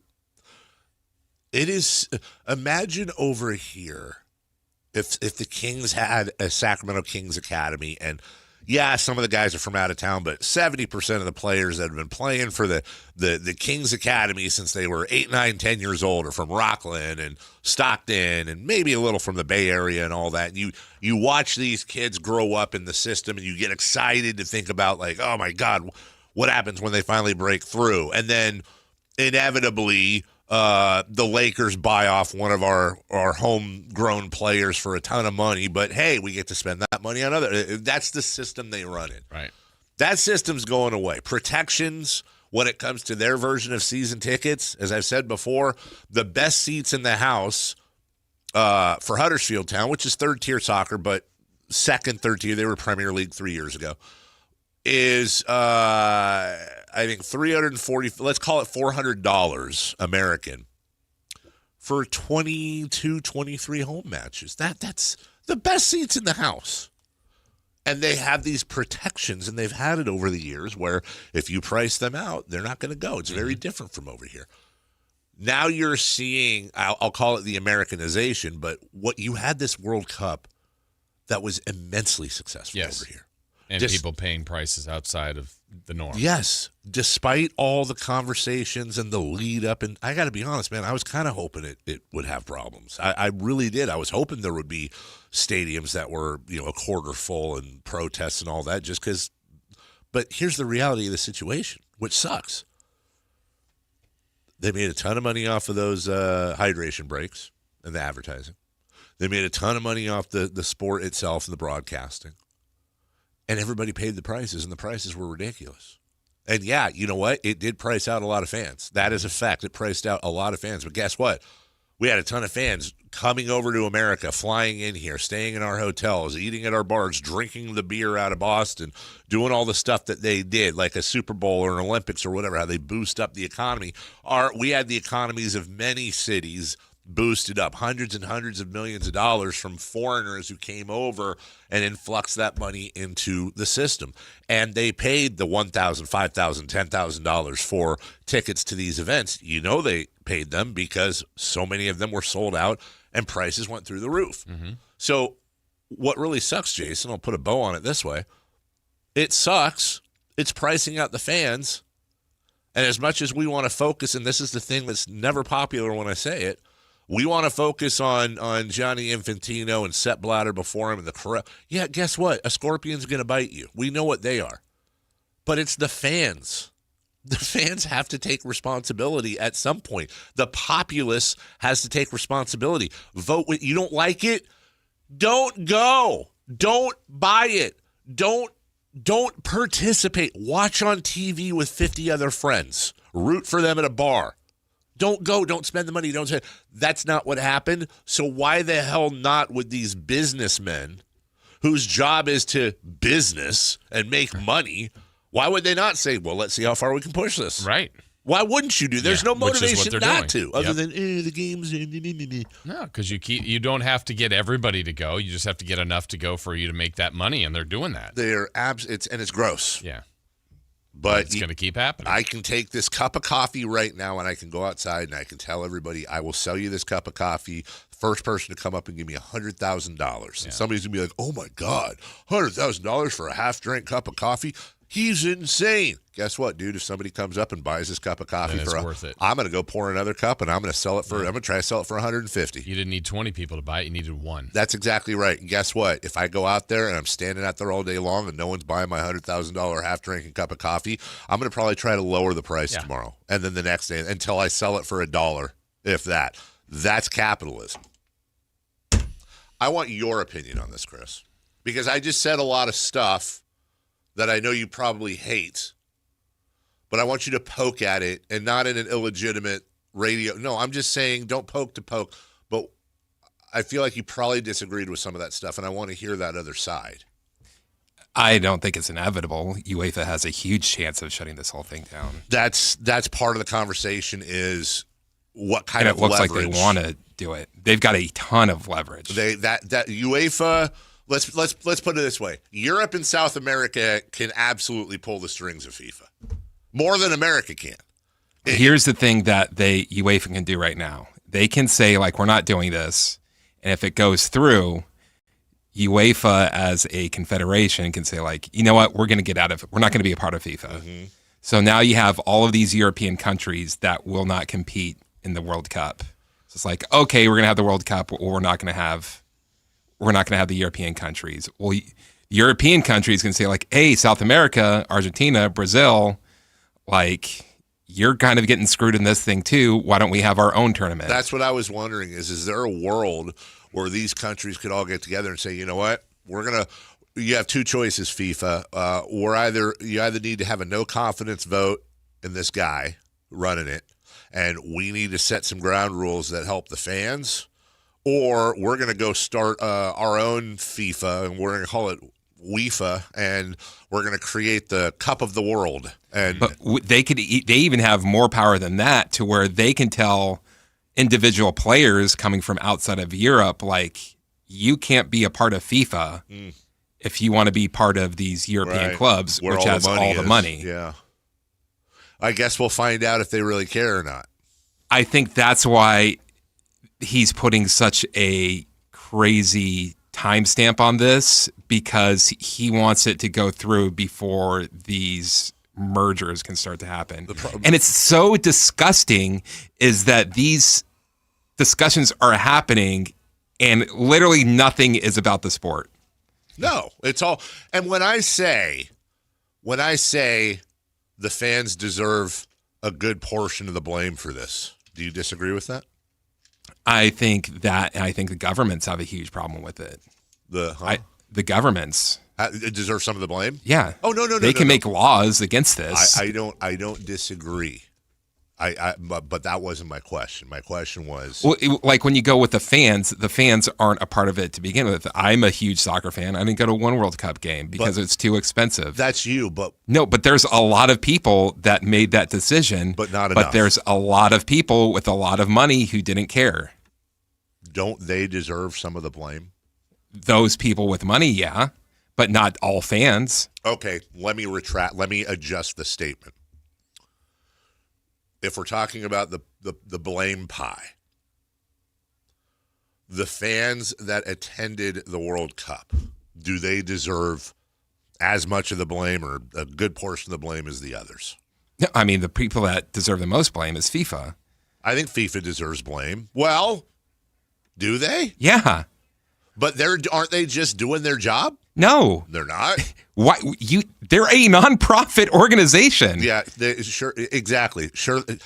They sure are. Yeah, so their job isn't to make money. Their job is to grow the sport. I would say pricing a huge population is not growing the sport. So they're not doing their job. See, that's the philosophical conversation. I think that's incredibly interesting. Their job is to grow the sport. So first off, let's define what their job is. Is it to maximize revenue, or is it to grow the sport? Or in FIFA's argument would probably be, we just had the highest amount of viewership. We just had arguably the most successful World Cup of all time. Yeah. We're going to have more money going back into infrastructure and growing this sport internationally than we ever had before. We are maximizing profits, but we're also growing the sport. That's going to be their argument. Yeah, but they're not growing the infrastructure. These tiny countries that still don't have a soccer field to say that they have a soccer team. Sure. They're not growing the sport. They're just taking money for FIFA for their vote. But under this new thing where they all get the 40, 50, whatever $1 million, and that represents more than their budget's ever gotten from these guys, can't FIFA argue and say, hey, look, we're giving, Punxsutawney, Philadelphia, whatever tiny country, I don't know why I said that, we're giving whatever tiny country in Africa or South America or wherever, in Papua New Guinea, you just got $50 million from us. You can now grow your sport more than you've ever been able to grow it before financially. Yeah, but is FIFA there saying like, okay, you need to do this, you need to do this, you need to do this? You mean, or are they just giving a check and saying, there you go? I think that's a really good question. Now let me take you down that road. If FIFA writes the check and says, here are the only ways you can spend this check, and they all involve infrastructure, does that change your outlook? I'm baiting you, but I'm honestly asking you. Because they've proven that they won't. How is this formula different than like when you're referring to the fans being at fault than the NFL, like the Super Bowl? It's not. Okay. It's not. It's not, other than the fact that I think Americans, more than any other country in the world, have accepted the fact that we're going to pay. Yeah, we're gonna pay $16 for a beer. You will go to a game and saying like, this is ridiculous that I paid $400 to get into the game. I'm paying $300 on food and drinks. Parking. I'm paying $100 for parking. Yeah. This is stupid, but you're doing all that. But you're doing it. And I think Americans are, I don't want to say comfortable, but it's like they get it. They've accepted it. They've accepted it. Whereas good luck pulling that off in Europe. They're just like, here's my middle finger and let's go to war. It's a whole different ballgame over there. Well, my goodness gracious, I still had 2 more questions there. Maybe we'll get to those when we come back, because I want to talk about corruption, and I want to talk about if anyone else is getting it right. Because really, honestly, putting a cherry on top of everything, UEFA's got a lot of pressure on them right now, and they carry a lot of weight in this conversation. And it's just a matter of, do they want to go out meekly? Do they want to keep quiet, or do they want to step up to the plate and do something? Much like you can step up to the pros with PestPros.com, who are not quiet about what they do in the community. They're noisy. And by noisy, I mean they walk softly and carry a big, whatever that thing is they spray with to, look. It's very simple. You either are in the market for this or you're not. But a lot of times it's like insurance. Maybe you're not being overrun like I was a couple weeks ago with cockroaches and all kinds of critters and different things. Maybe you live in a more rural environment. You deal with that more often. But also there's something nice about knowing that you'll never have to deal with that. It's kind of like car insurance or something. You pay it every month so that way you're protected. And Pest Pros protects you. They protect you from these invasions, if you will, from outside folks, critters that want in your house without even paying rent. Locally owned, family owned, locally rooted, serving Northern California. High quality people, man. High quality people. As a matter of fact, this is a true story. I was looking at this last night. When we were on vacation, they came out to spray, right? And they leave a little door tag saying everything that they did. And it was signed by Josh. He was the service person that came out there. And underneath it, Chris, this is true, I swear to God, he put #Club50. Now, longtime listeners, that is a 12-year-old, if not longer, reference. And your kids go to school with their kids. They're local. They guarantee their work. Huge Kings fans, huge pillars of the community. You're going to get the service from somewhere. Might as well get it from Pest Pros because they're phenomenal. Pest Pros are the best pros, bro. StepUpToThePros.com. That's StepUpToThePros.com. Tell them Carmichael Dave sent you.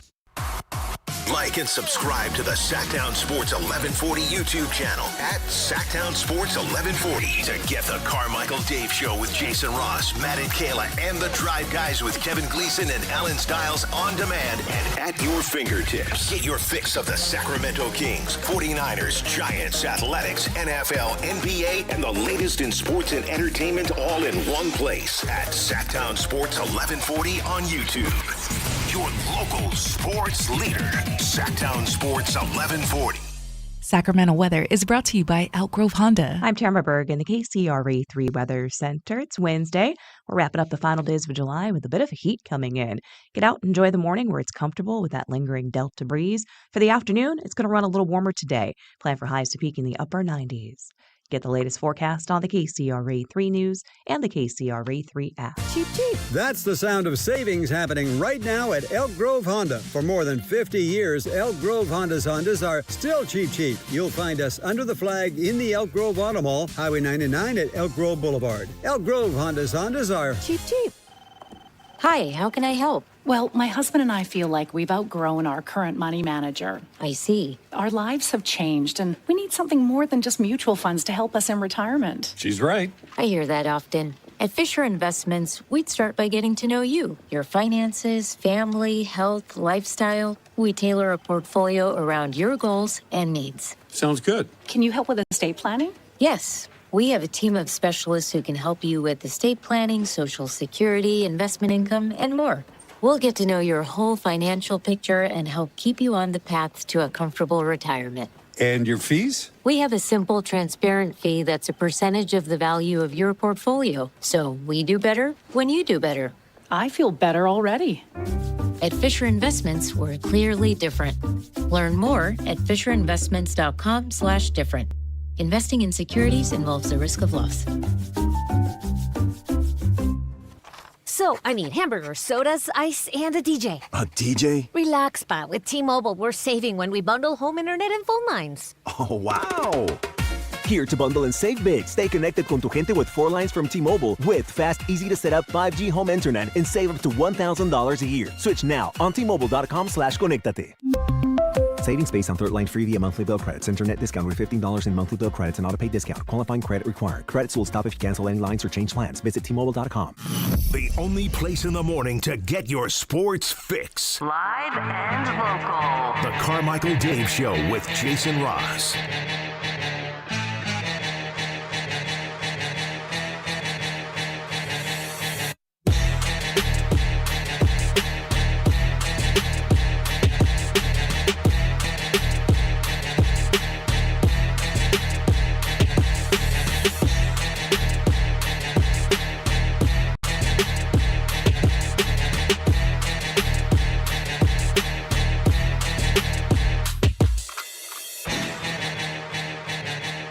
By the way, I'm not trying to be mean about this, but you're doing a good job. Thanks. Be honest with you, UEFA, which is Europe, and CONCACAF, which is U.S., Central America, all that, and South America. Basically, Europe and the Americas could just break away from FIFA, and no one would. The vast majority of the world would not miss everyone else. Like, I feel like those 3 entities control international soccer. But is that for the better? Probably not. Yeah. Probably not. By the way, while we were talking, speaking of. I would, in this situation, I would say it's for the better. Overall, because of FIFA, yeah. UEFA made a statement while we were talking. Today we have learned of FIFA's deadline to associations to support their proposals or have the one-off payout offer withdrawn. This is everything you need to know about this plan. But having held discussions with many stakeholders across the game, UEFA knows there's significant and growing opposition to FIFA's scheme. FIFA cannot continue to use our sport to enrich themselves and their friends. We can grow the game correctly. It's time to prioritize associations, clubs, leagues, players, and fans. Okay, well, they've set the table there. By the way, it's important to also, let me share an education I got. When they say scheme in Europe, it doesn't mean what we mean. Like, what do they mean?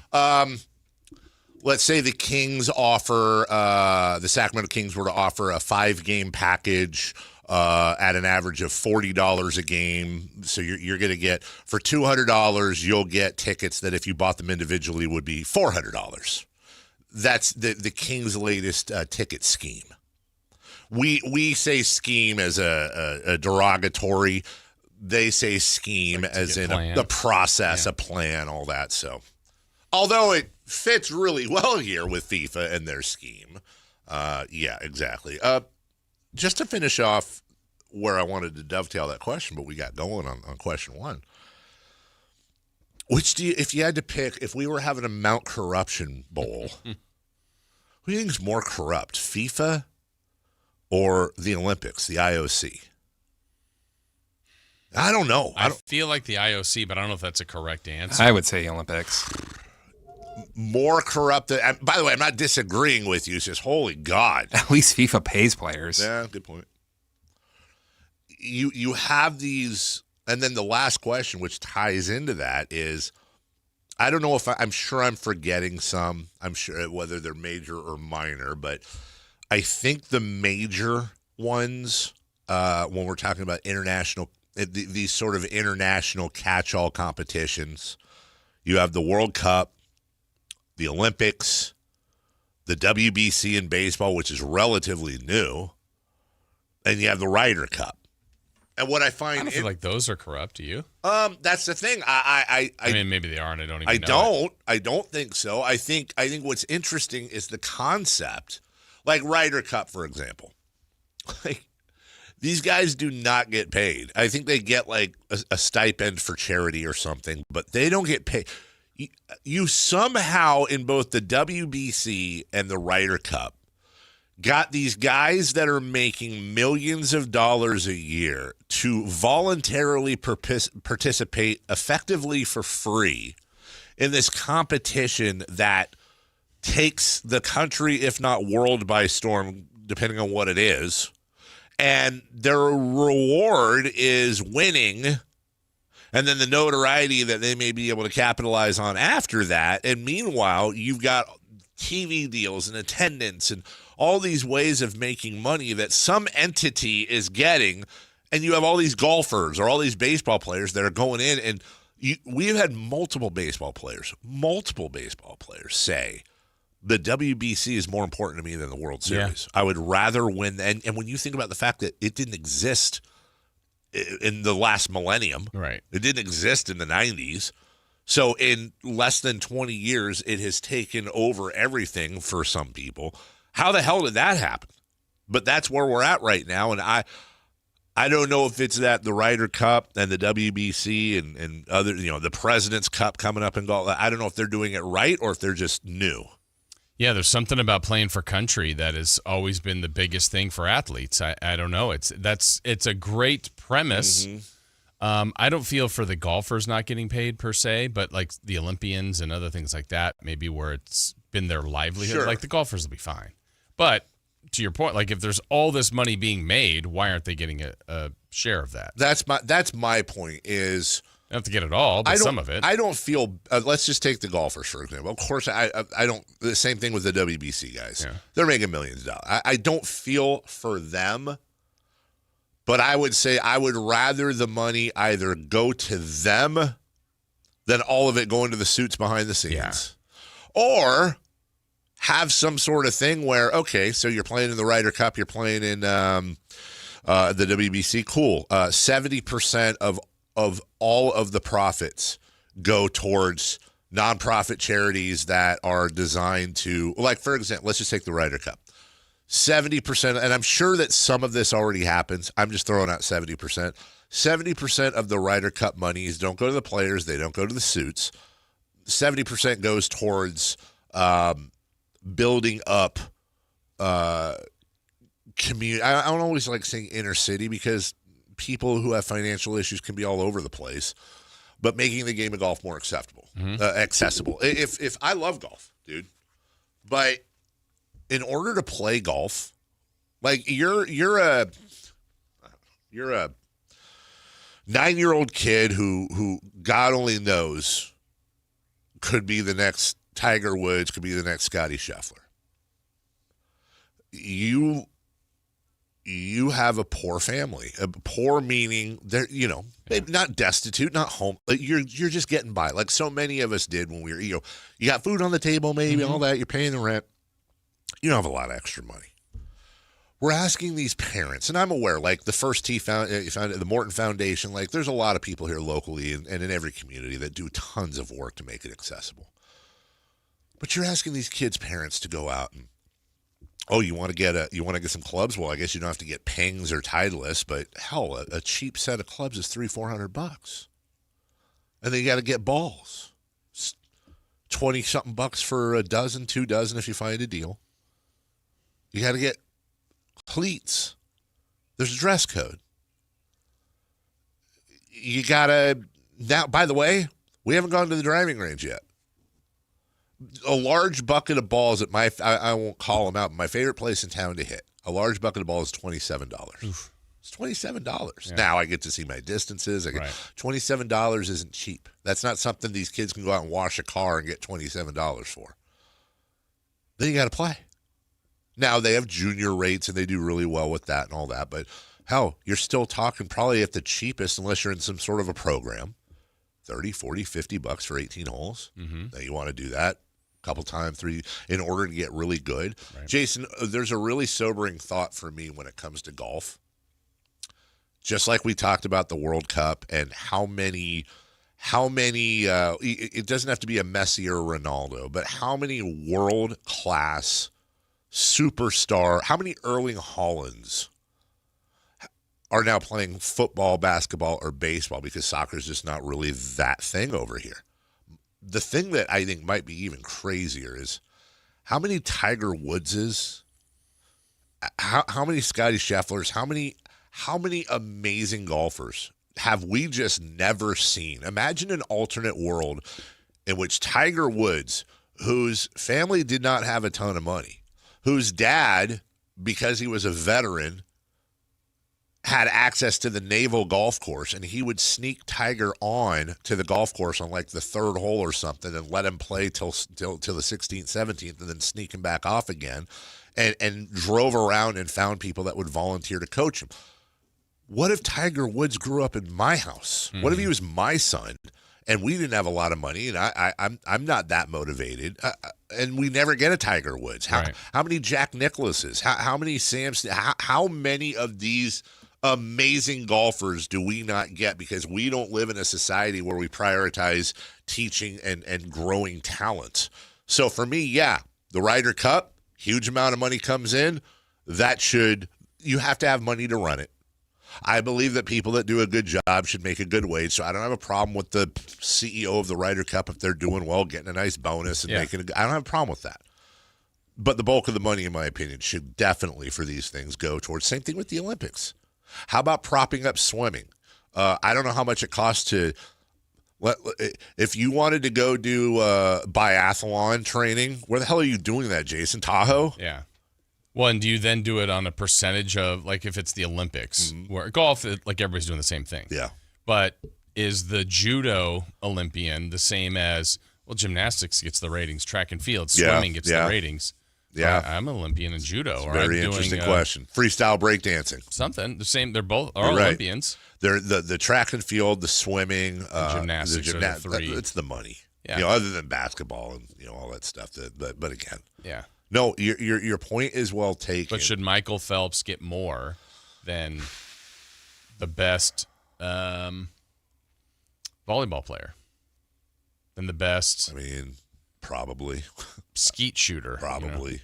I mean, in my opinion, I think the more you bring in, the more we, that's just I guess, capital. But then are you also going, well, you're bringing in more because you're putting it on TV. Yeah. Swimming's not on all year. That is but true. You put it on the Olympics and everybody loves it. What if you put, like I said, Taekwondo? Yes. As your prime time every night. I would watch fencing. Trampoline. Love it. I love trampoline. Yeah.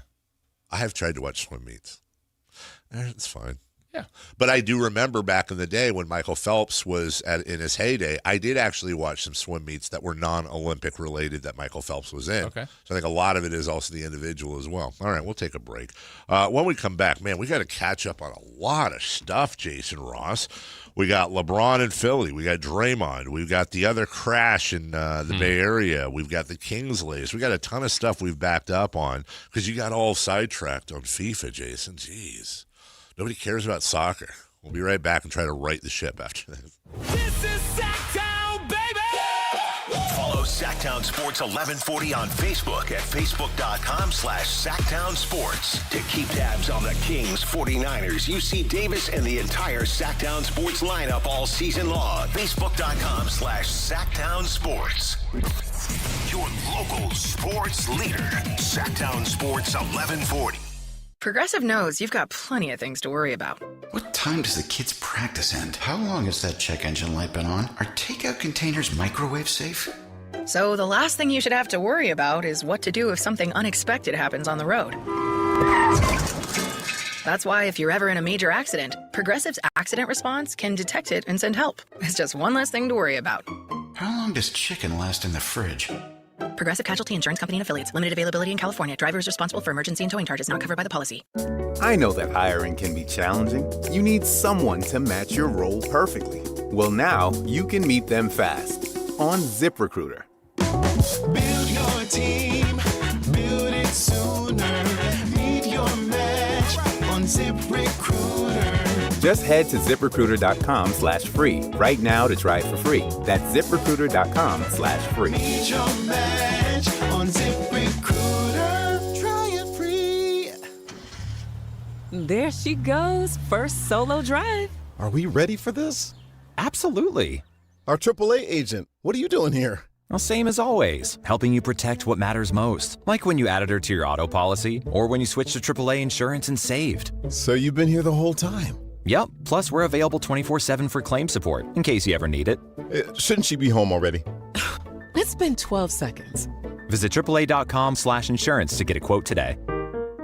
What's up? We're talking to Chad Hoblet of Hoblet Dodge, Chrysler, Jeep, Ram, and Woodland. Chad, I have been told you're extending the 4th of July sales event because those deals are so darn good. They were the best deals of the year, and we wanted to keep the savings going. Right now, you can save up to $17,000 off MSRP on new 2026 Ram 1500 crew cabs. America loves Ram trucks, but what about my perfect truck? We have you covered at Hoblet. We are truck people, so you won't find a better selection of new Rams with the features that matter anywhere. Plus, with almost 600 new Rams available, your Ram is waiting at Hoblet. Just one of the reasons Hoblet is consistently one of the top Ram dealers, not just in California, but the entire nation. Search, select, and save through their whole inventory at HobletDodge.com. Unbeatable prices, unbeatable selection. Nobody beats Hoblet, period. 17,000 total net savings after 4162 dealer discount and 11,338 factory incentive. Incentives may include 15% below MSRP incentive, 1,000 Hoblet trade-in assistance with eligible trade, and 500 military bonus or first responder bonus for eligible members. 10th net savings, sample VIN 390660. See dealer for details. Liberty Mutual customizes your car and home insurance. And now we're customizing this ad for your morning commute to wake you up, which could help your driving. Science says that stimulating the brain increases alertness. So here's a pop quiz. How many months have 28 days? What gets wetter as it dries? What has keys but can't open locks? If you don't want to hear the answers, turn off this Liberty Mutual ad now. 12 months, a towel, piano. Enjoy being fully alert. Liberty, liberty, liberty, liberty. If the world were like a Sleep Number mattress, everything would adapt for your comfort. Your coffee would never get cold. Your flight would always be on time. And your mattress would always respond to you and your unique sleep needs. Sleep Number mattresses are designed to respond to your body and shift with your changing life, helping you fall asleep faster and stay asleep longer. To experience a whole new world of comfort, visit a Sleep Number store or go to sleepnumber.com. Sleep Number, to a good life sleep.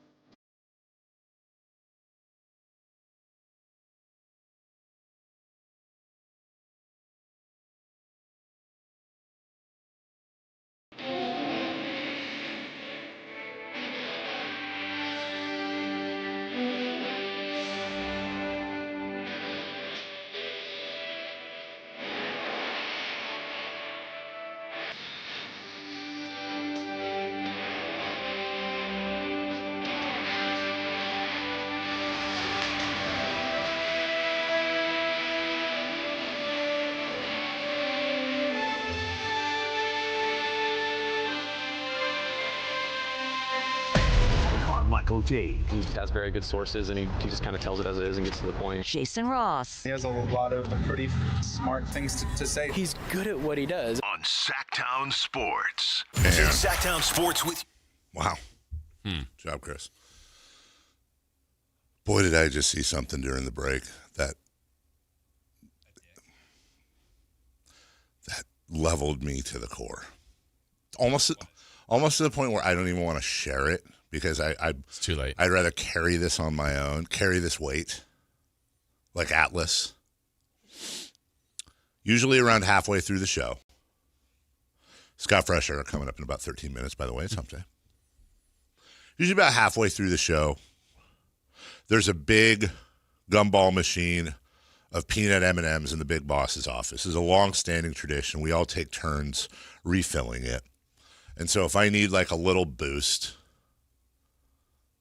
what are you doing? Have you ever had? We all take turns refilling it? Yeah. Have you ever had M&Ms in the boss's office? No. When I say we all, I mean the people that eat the M&Ms. It's Which like include?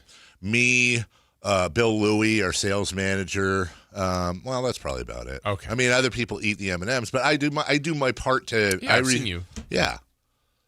So, anyways, I go in there to just get some M&Ms. Click the little. You click the thing clockwise.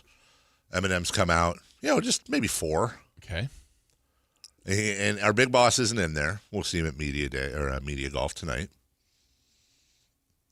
And usually on his TV, he's a P1, and I love this about him. He listens to the show on the way in. He'll reference things on the show as early as 6 a.m. sometimes. He always listens to the show. And when he's in his office, he's watching the show. Okay. So sometimes I'll go down there. I'll go down there so quick because we have an 8-second. Don't do that, Jason. Why? You'll get it in a second. You'll get it by the end of this story. Sometimes I'll even go down so quick because we have an 8-second delay. We'll be wrapping up as I walk into the office. Oh, hey, look. And then we go, oh, hey, how can he be here and there on the TV? Anyways, I go down there. I go to get some M&Ms, and it took me 2 seconds to notice. I look up on the screen. It's not us. I won't say what or who. It's another radio show on there. Not us. Do we know the host of that radio show? We do. Now, could be out of state, could be another city. I'm not going to get too specific, but it's another morning show. Could be the one down the hall. Could be the one down. No. I'll say that. Wasn't in the building. Now, I would say this. I feel like, and here's where I need you guys to help me. I feel like this is almost what I'm feeling right now is almost exactly what would be going through my wife's head and heart if she walked in the house after work, came over to say hello, and I'm lying down on the couch, and I'm checking out a nice Playboy centerfold. Set the screen. I'm looking at a Playboy center. Hey, sweetheart, what's going on? I am 63 years old. Or I guess better yet, she comes into the room to say hello to me, and I'm in the bathroom or wherever I'm at, and she sees that I've got a nice Playboy or some form of where you're looking at other ladies. That is better yet. Do they make magazines anymore? Yeah, I don't know. I'm trying to find an analogy here, man. Keep searching. We're like, I feel like our family members checking other people. Is this the start of something? Is he scouting? Is he dissatisfied with what we're doing? Is it trying to see if the grass is greener? Maybe it's to keep you out of the office from taking M&Ms. I don't think he minds that because I do my part to refill them. I think it's something different. And he wasn't there, so you don't even know. Wasn't there? Could it have been a random thing that the TV went to another show at some point? Maybe it's never started today's show? Yes. Okay. Yes, I have to acknowledge as a scientist. I'm reading the articles. Playboy interview. I was reading the text line, the chat. Do you have a subscription to Playboy? Like, why do you keep mentioning it? I don't know. I was trying to find an analogy. I used to read my dad's Playboys, and there was always a Playboy interview in there. And they usually were pretty dang good. I remember reading one with John Lennon because my dad had like old Playboys. He didn't like, I'm actually not that talented. That's an old stash I found once. Oh, that was an old stash. Wow, that's big. I didn't know. Yeah, very old stash. Playboy's fine. Hustler, High Society, not really. What is that? I don't know. Golden Gulch. No, that's what happens when they go to overtime and somebody kicks the ball in the net. Did Messi win that? Maybe it's an innocent thing, and you're right, Jason. That's a perfectly. You can ask him about it. A valid thing. Maybe it was. Maybe it was on our show, and then it switched the algorithm or whatever just switched through to something else. But I went in there and it jarred me because, immediately you start going, well, maybe. So in this next break, are you going to go Acosta him? Jim Acosta? What? No. Listen here, pal. Might be a conversation in the cart tonight. Hey, so yeah. Oh, what if he chooses Matt's cart? Well, Matt's not playing with us. us. That's right. I'm sick. Yeah, well, no, it's not even that. He's not in our foursome. Matt's in like some rando foursome with fine people. Yeah. But it's me, Jason, Jim, and our old PD, Mike Ramey. What if Matt was out yesterday because he was sick? He sounded sick when you called him. What if he's out today because he's still plays sick, tonight? But he plays. Oh, I just started feeling better. It will be such a. Honestly, I will brutalize him so bad that it's gonna. I'm gonna need. It's the one time I will actually mentally abuse him. Of course, not physically. Not physically. He's gonna have to rinse out his eyes. It's gonna look like that, but not sunscreen. And I will ask Richie. Thank you, Chris. I will ask Richie to make a promo out of it that runs during his show when they come back from break, just to hear. Yeah, he can't. Matt. First off. It's already questionable if Matt plays in the golf league tonight because he missed yesterday. That's even if he works today. It's already kind of questionable, but acceptable, I think. Yeah. But if he doesn't work today and plays in the media league tonight, and you know what he would try to pull off too? He would probably try some crap like, guys, I actually feel okay. I just don't have a voice. That's, I think, the angle he'd go with. I mean, like, well, you know what, dude? You should be home drinking chicken broth or honey. Both. Or both. Yeah. Ew. Honey broth. Honey chicken's big at Chipotle right now. Yeah. Hot honey. Sweet chicken broth sounds just. I mean, maybe it's not. Does it? Yeah. Really? Yeah. I think we need to try it. I think you guys need to try it and let me know. Hot honey chicken broth? Chicken broth with honey in it would be fine. It's chicken tea. Yeah. I mean, I can't talk. My favorite chicken broth is you ever see those little packets of Lipton cream of chicken, or the little cans where you microwave them and you shake them up, and it's I like cream of chicken soup. Okay. I got insider information. Uh-huh. Matt will be out today. Oh no. Oh, poor Kayla.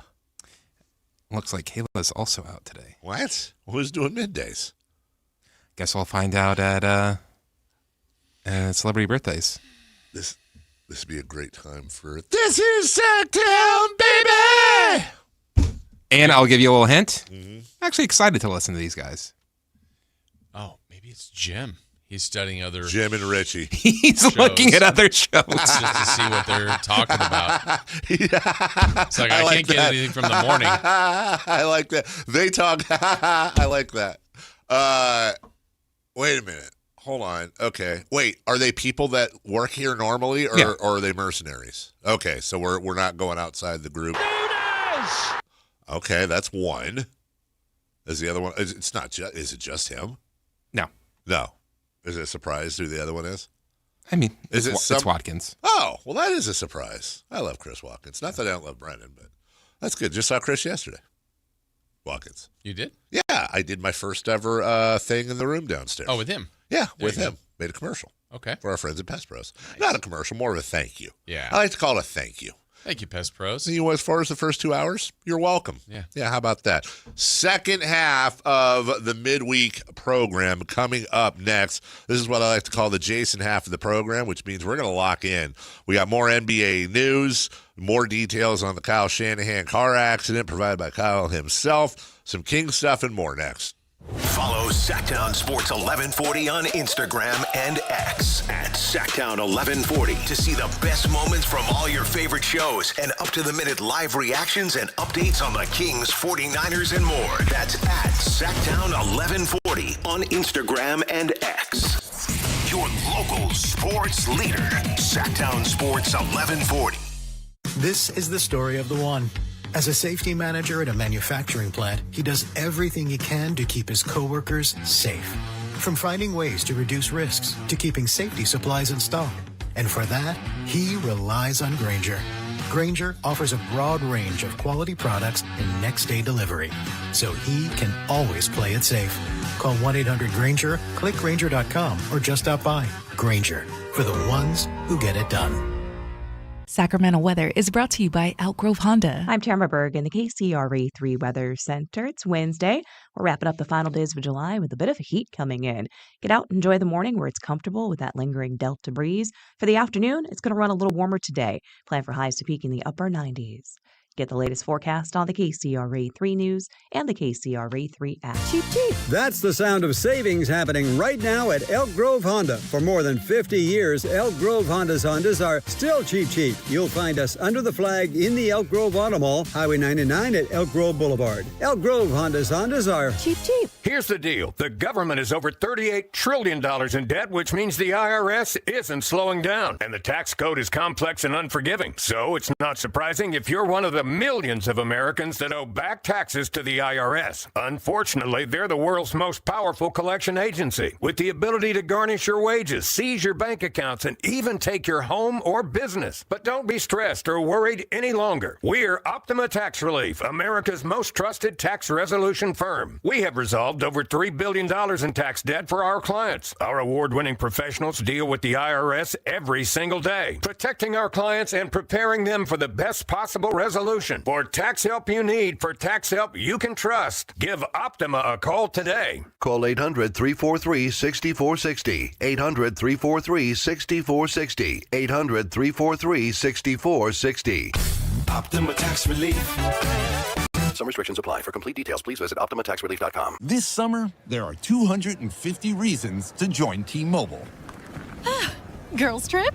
Booked. And switching to T-Mobile helped make it happen. With Experience Beyond, switch and get $100 back. Plus, $650 in value in built-in plan benefits. That's $750 in your first year, guaranteed.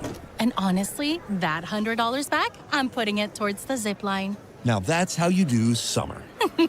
Exactly. Best switch I ever made. This is just one reason to join T-Mobile this summer. There are 250 reasons. Find yours.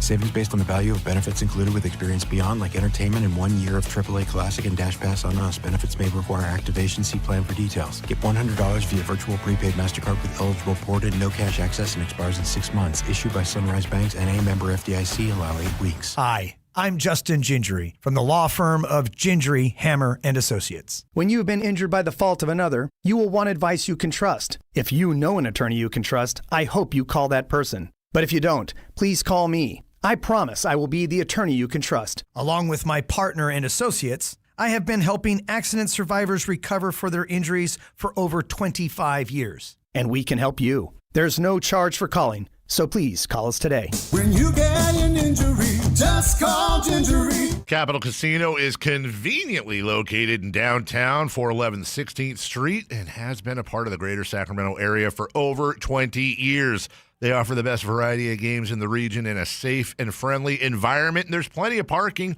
all well lit and monitored by security.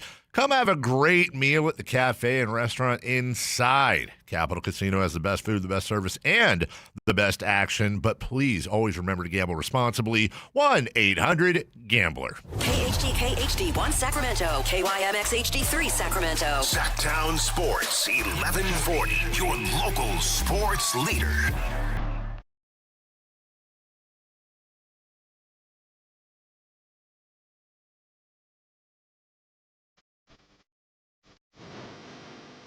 Ladies and gentlemen, we are halfway through the week. Your week! So right now, I need every single listener on their feet. Callers, texters, YouTubers, make some noise for Sacramento's favorite sports morning show. Carmichael Dave, Jason Ross, and the man behind the glass, Chris Berlard. Oh, yeah.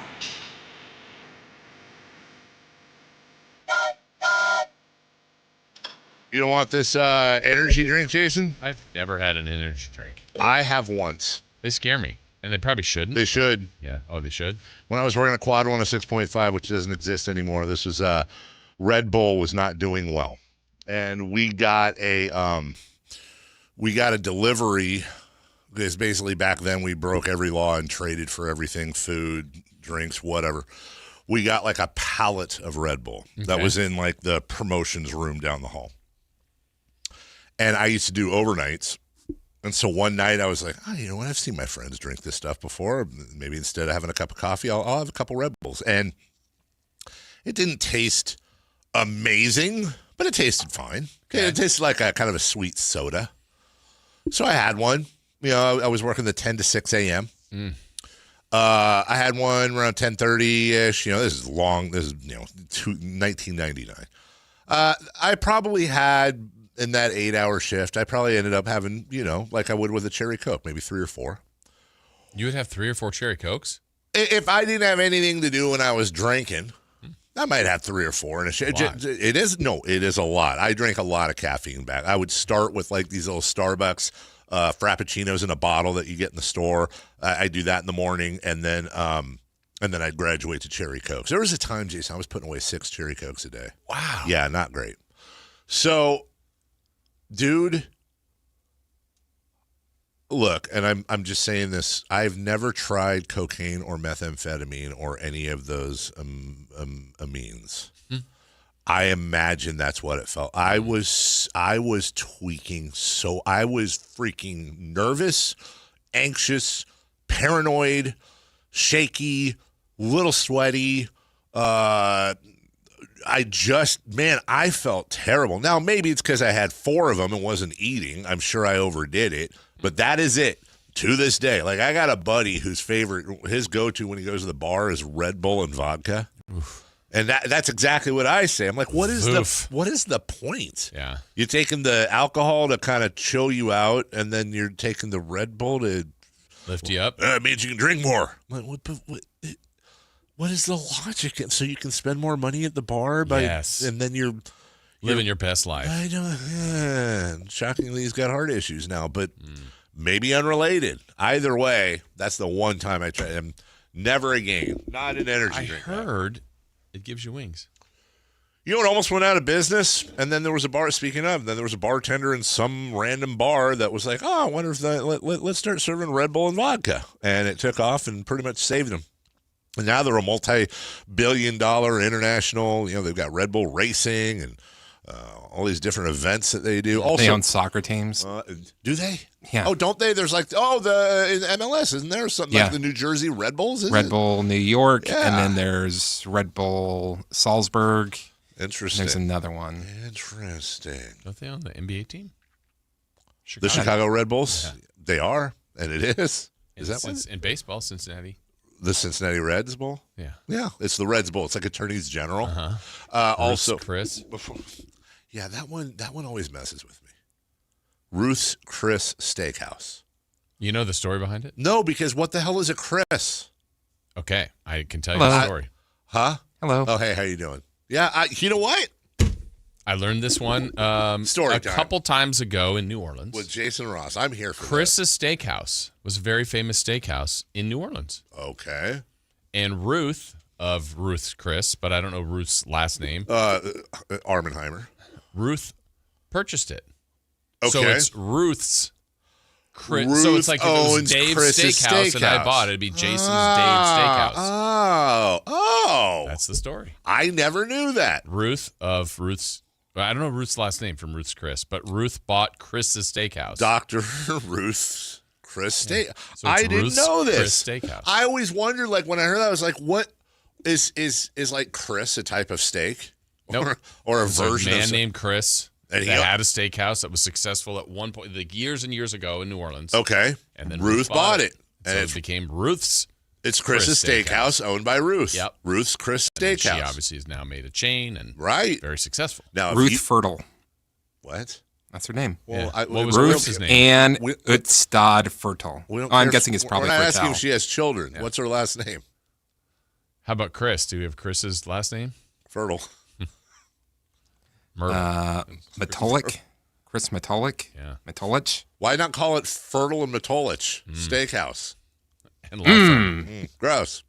Now, if you bought it, would it be Jason's Ruth's Chris? Yeah. Steak house. Meanwhile, Let's go to JRS. JRCS.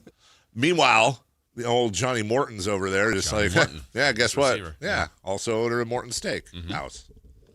We have an update real quick, by the way, during the break. I confronted her boss. Ooh, accosted him. Not a cost, just, Let me know what's going on, or the M&Ms go. I gave him the I said, you know what this is a lot like? I gave him the whole wife Playboy speech. Oh, perfect. Yeah. I'm glad. Was it cleaned up, polished a little bit, better delivered? That's pretty much exactly how I delivered it. After he goes, no, honestly, it was exactly what you said. It was a algorithm-y thing. It Just ended. finished He was our show watching at the one point. end of our show yesterday that he missed, and then it went into instead of flipping to our show today, it flipped to a different show on the the algorithm give you a different radio show. And that's Is he back with us?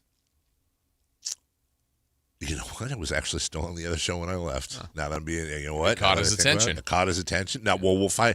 You know what will be the true test? If when I go back down there, I'll just kind of pass by his office. We already had the conversation for the day. I'm not going to, then it gets a little, I don't want to be, You could bring up a word or a phrase and see if he says it on the golf course. Then you'd know. Like, we get to the first tee today. Great and idea. see, like, before we get started, if he says it, then you know he's listening. Can I say I think we already have something that fits. What's that? Jim, if you're listening right now, or playing golf today, if you mention Ruth's Chris Steakhouse, I know you're listening. Yep. If you don't, I know it's time to update my resume because changes are a-coming. Yeah.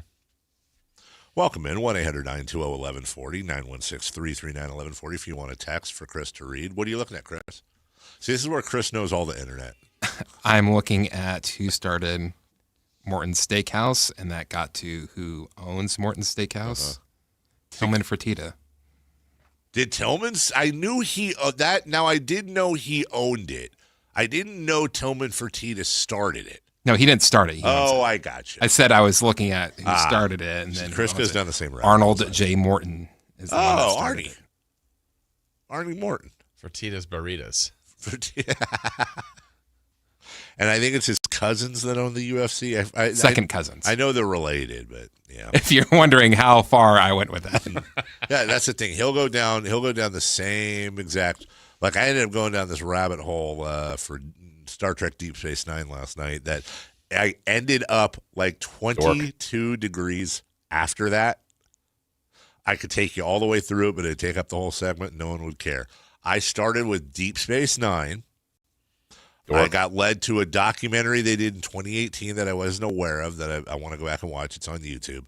Then I got into like this one guy on the show married somebody else. Anyways, I go on and on and on and on and on. I end up at the lead guitarist for the 90s alt-rock band The Offspring is Adam Nimoy, grandson of Leonard Nimoy. What a journey you took. It was. And his grandpa said to him, "Why don't you get a job?" That would be a great song. And then I watched a YouTube video of him doing the solo from Black Sabbath's Iron Man on stage at some festival, and he shreds. Which one, the grandson? The or grandson. Leonard? No, Leonard's no longer. Leonard's been gone for a while. Len checked out a while back, and then his was son, living long and prosperous. he lived long. He prospered. Then he was. You remember? I know Chris won't. You remember? Everyone knows Leonard Nimoy as Spock, right? Yes. Remember In Search of?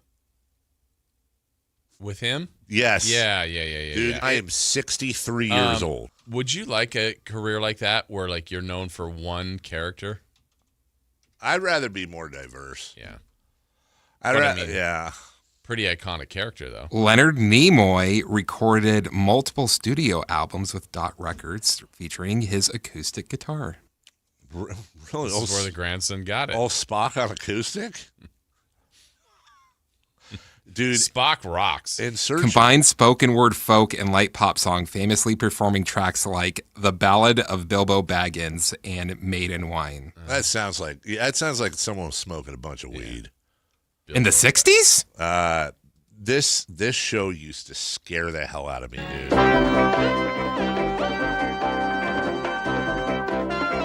It's just a theme here. In search of magic and witchcraft. Missing persons. There's basically unsolved mysteries. Myths and monsters. Lost civilizations. This music doesn't... Special... It doesn't scare you? No. Dude, let me tell you something. It's not. No, it's not. That's the scariest TV music of all freaking time, and it is not. It is absolutely not close. It is absolutely not close. To this day, if I hear that, like it could be this Saturday afternoon, if I'm home alone, well, I'm probably going to hang out with the dogs. You know what I'm saying? Here they are searching for Bigfoot. Ape, part man. Indians call him Sasquatch. Hey, Leonard. They believe he is as gentle as he is powerful and mysterious. He's been seen many times in the rugged mountains and deep woods of the Pacific Northwest. The encounters have not always been peaceful. In 1924, a small group of men were working a mine in a canyon near Mount St. Helens in Washington. See, I think this is the spiritual, the godfather of Unsolved Mysteries. Yeah, I can see it. You know, and hear it. And Leonard Nimoy had the exact, but man, that thing would come on like Sunday afternoons at 3. Yeah. On like channel 40 or 31, and I'd watch it on our little 17-inch. Hiding under a blanket. Trinitron. Yeah, I'd hide under a blanket and just, oh, God. And sometimes they have, like, aliens and spooky crap. Be like, all right, man. Like, I'm going to go outside and play ball, Leonard. Speaking of playing ball, Jason. Yeah. Draymond Green will be playing ball for the Warriors for another year. Yeah, he got paid. He got paid $27 million and change. It's kind of interesting because I don't know what the hell the Warriors are going to be. I mean, I know they'll be a basketball team, but what is the ceiling for them? And let's just assume that they get really, really good luck with health. Somehow, everyone plays 70 or more games, and they're rolling out a starting lineup. Let's call it of Steph Curry, Pajemski, Draymond Green, Porzingis, and Yaxel. They have Santos at the. I have a feeling Yaxel will start, and then you'll have Santos, Melton, a few others, and they Al Horford. Yeah. What is the ceiling for that? Well, so if you're saying they're going to get good health at some point, then I would say they would get a return of Jimmy Butler. Yeah. And maybe Moses Moody. So if I'm trying to do the optimistic Warriors thought, let's remember when a year ago when they got Jimmy Butler, or over a year ago when they got Jimmy Butler, that back half of that season, they were really good. Yes. And they were trending up. They got to the postseason. They made it through the play-in, got to the 7, and beat the Rockets, I believe, as the 2 seed. Yes. And then got to the next round, and I think they would have done fine against the Timberwolves, but then Steph got hurt, and everything fell apart after that. And then last year they just kind of scuffled. So after Jimmy Butler got hurt. So I think a perfect world, I mean, if you have Draymond, Steph, Jimmy Butler somewhat healthy, Yaxel seems like he's going to help him, Porzingis, Al Horford, Pajemski, like there's talent there. It just, I don't know what the best of the best. I mean, I think if you really said everything kind of went right, I think they could be a playoff team. Sure. So a top 6 in the West. But I just, if the matchup's right, maybe they get through a team. I don't know. At the end, though, I mean, are they better than the Thunder, Spurs? Is their absolute ceiling a 3 seed? And that means Nuggets, Lakers, Rockets, Timberwolves. Those were your 3, 4, 5, 6. You got the Blazers, Suns. I don't think that seems really lofty. I mean, I know it's regular season, so maybe it doesn't matter. 4 seed? Yeah, I guess somewhere. I mean, I would just say top 6. I feel it would be the ceiling. But again, Steph is still really elite. Yeah. Draymond, they've played so many games together. I think there's value in that experience, but they're not helpless, but it also, I mean, they can't win it, right? There's no way. I don't think they can win it. But I'm do. trying to blue sky it. Like if Steph has a Steffi year, Draymond and Jimmy Butler are both excellent defenders. Yeah. I mean, Lindborg has a top 5 rookie year. And I think he'll fit is good. Yes. He honestly, Yaxel Lindborg may not be rookie. He may not be rookie of the year. But if you told me that Yaxel Lindborg is going to look the most veteran-y out of any pick he looks NBA ready right now. He makes sense for their roster. 100%. I mean, whereas like if you're the Kings, you're like, he would be good here, but he doesn't. Right. I mean, he just would like help. A Cuff wouldn't make sense there. Correct.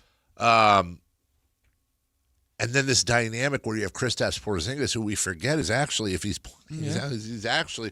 Well, let's see, what the hell did Porzingis do last year? Because I know he's got that weird thing where we don't really still know what's going on with him, right? Like 17 points, 5 boards, 2.5 assists. I mean, honestly, that's a bit of a step down for him.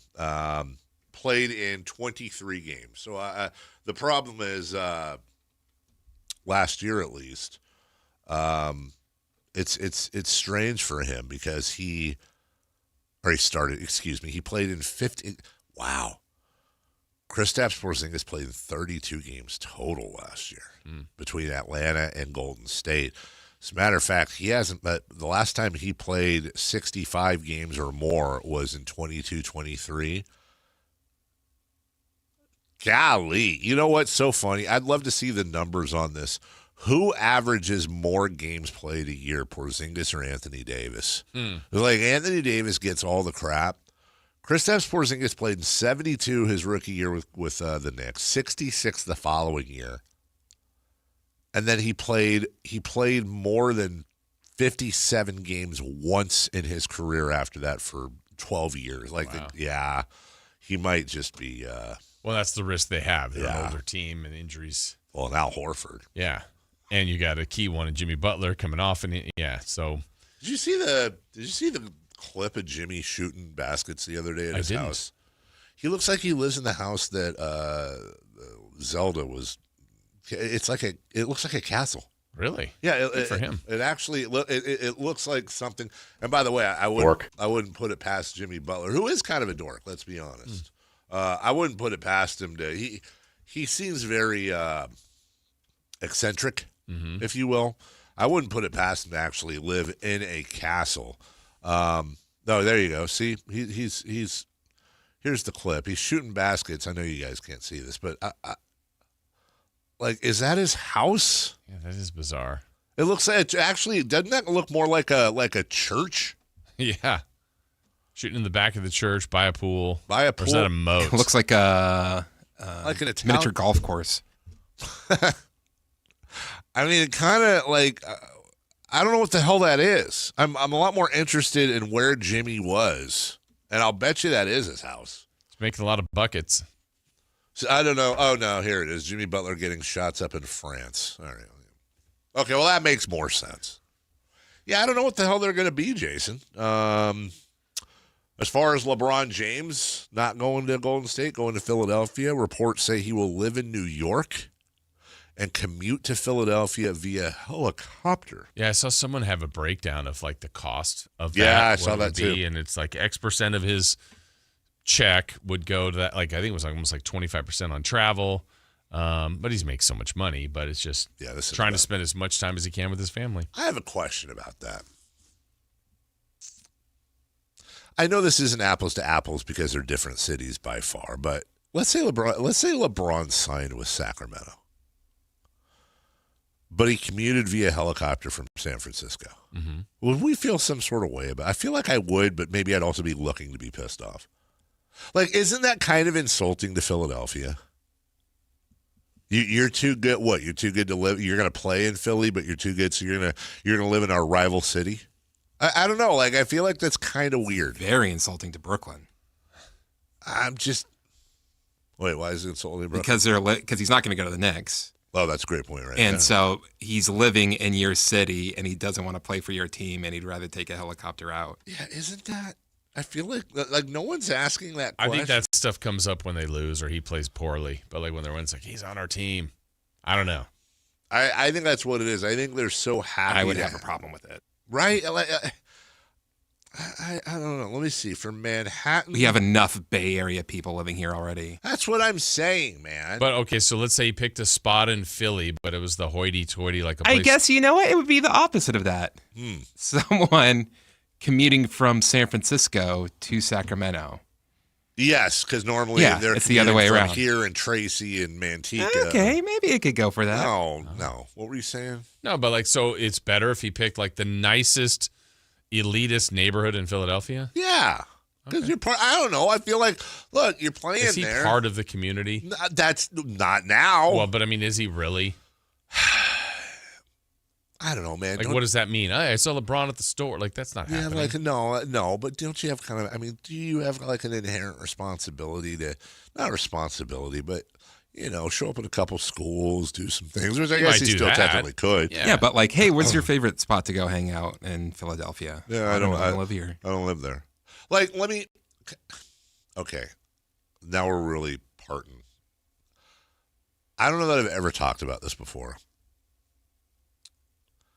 And I know this is just me being me. I don't like that our owner flies into Sacramento and then gets off his plane and, like, I'm so torn. On one hand, how cool is it that our owner flies up from Atherton or wherever he lives in the Bay Area 41 plus times a year, flies up. Very good for the environment. Goes to, you're right. Goes to the games. So on one hand, I'm like, wow, that's commitment, dude. He's supporting. And I do always appreciate, I'm going to say the good and the bad. I appreciate that we have an owner that goes to almost every single game, that sits and watches the game. He's not on his phone. Never on his phone. He is locked in. He is raw dogging every single game, straight up. Just the whole thing. He is engaged, right? And I respect and I like that. So put that aside. This is the split for me. And then on the other end, I'm like, yeah, but like you're also like, I don't know, be up here more, be a part of the community, do the thing. Like I think that's just community pride. Like, does he have a house here? Well, no, he has a place at the Sawyer, I think. I don't know. So I try to compare that to like LeBron. I'm just saying, like, I don't know. You're like, well, I think it's just for super sensitive people like me that are very proud of their cities. Like, well, we're not good enough for you. You gotta go. You gotta. I'll do what I can, and I'll spend as little time as possible. Then I'm gonna get on my helicopter and go back to my, high rise. Wonder where he's gonna live. Like looking over Central Park or something. I know he's gonna be living in like Staten Island. Yankee Stadium. Just actually live in the Yankee Stadium. Well, he is a Yankees fan. Is that why he made the and move? a Cowboys fan? Yeah, he's the worst. Wow. Of all the problems people have with LeBron, LeBron, played for the Lakers. Yeah, dude. That's the thing. Of all the problems people have with LeBron James, my biggest one is the teams he roots for. Like, bro, not the GOAT.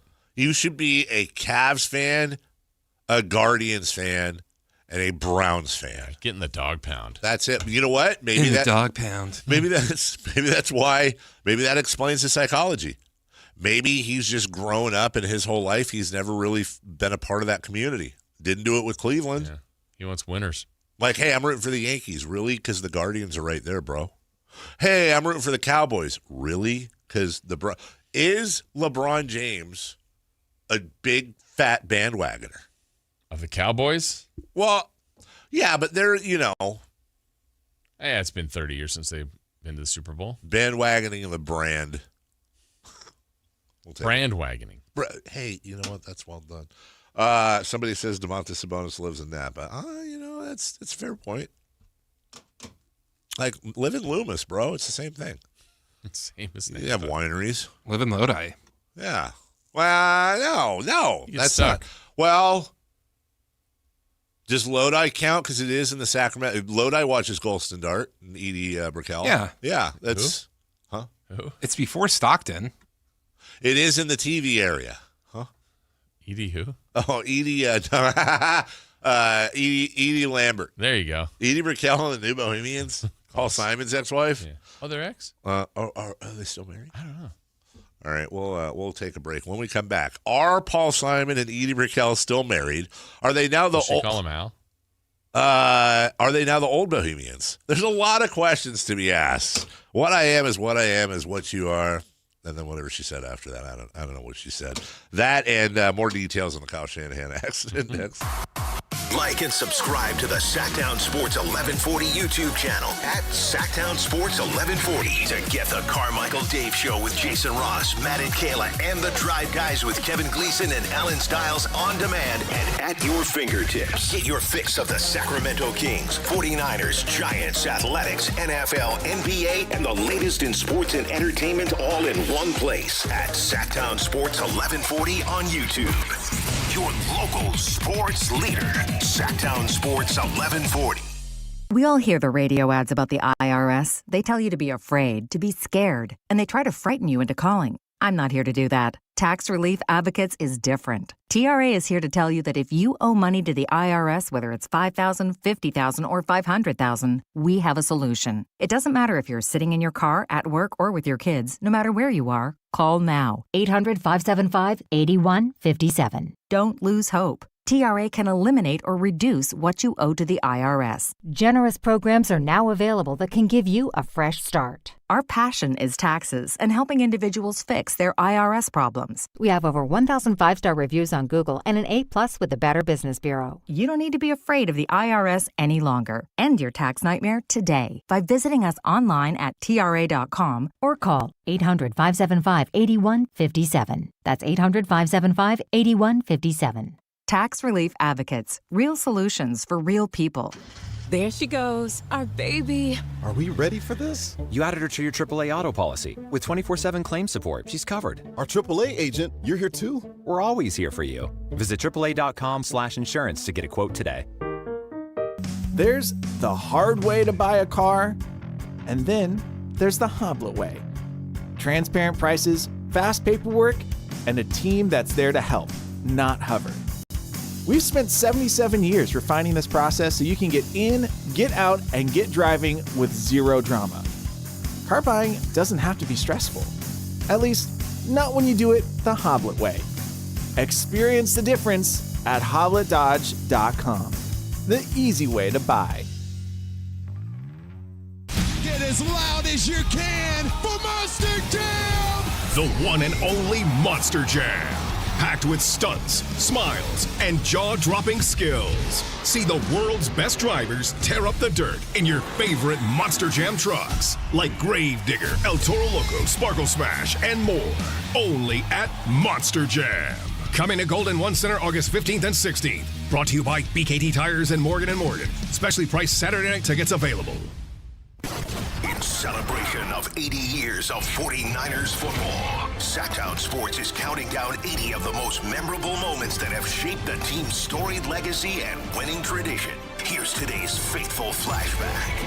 Number 31, Greenlaw's goal line stand. The rivalry between San Francisco and Seattle has developed more in recent memory, and mainly because of plays like this. Fourth down. Here's your game. Here's Russell Wilson back. Wilson throws, caught. Hollister's hit on the goal line and dropped by Dre Greenlaw. He is short. The 49ers have stopped Hollister on the goal line. The 49ers are going to win the game. In a defining moment of his rookie season, Dre Greenlaw sealed the 49ers' 26-21 win over the Seahawks in Week 17 of 2019. The stop secured the NFC West title and the conference's #1 seed for the 49ers. Faithful flashbacks on Sactown Sports 1140.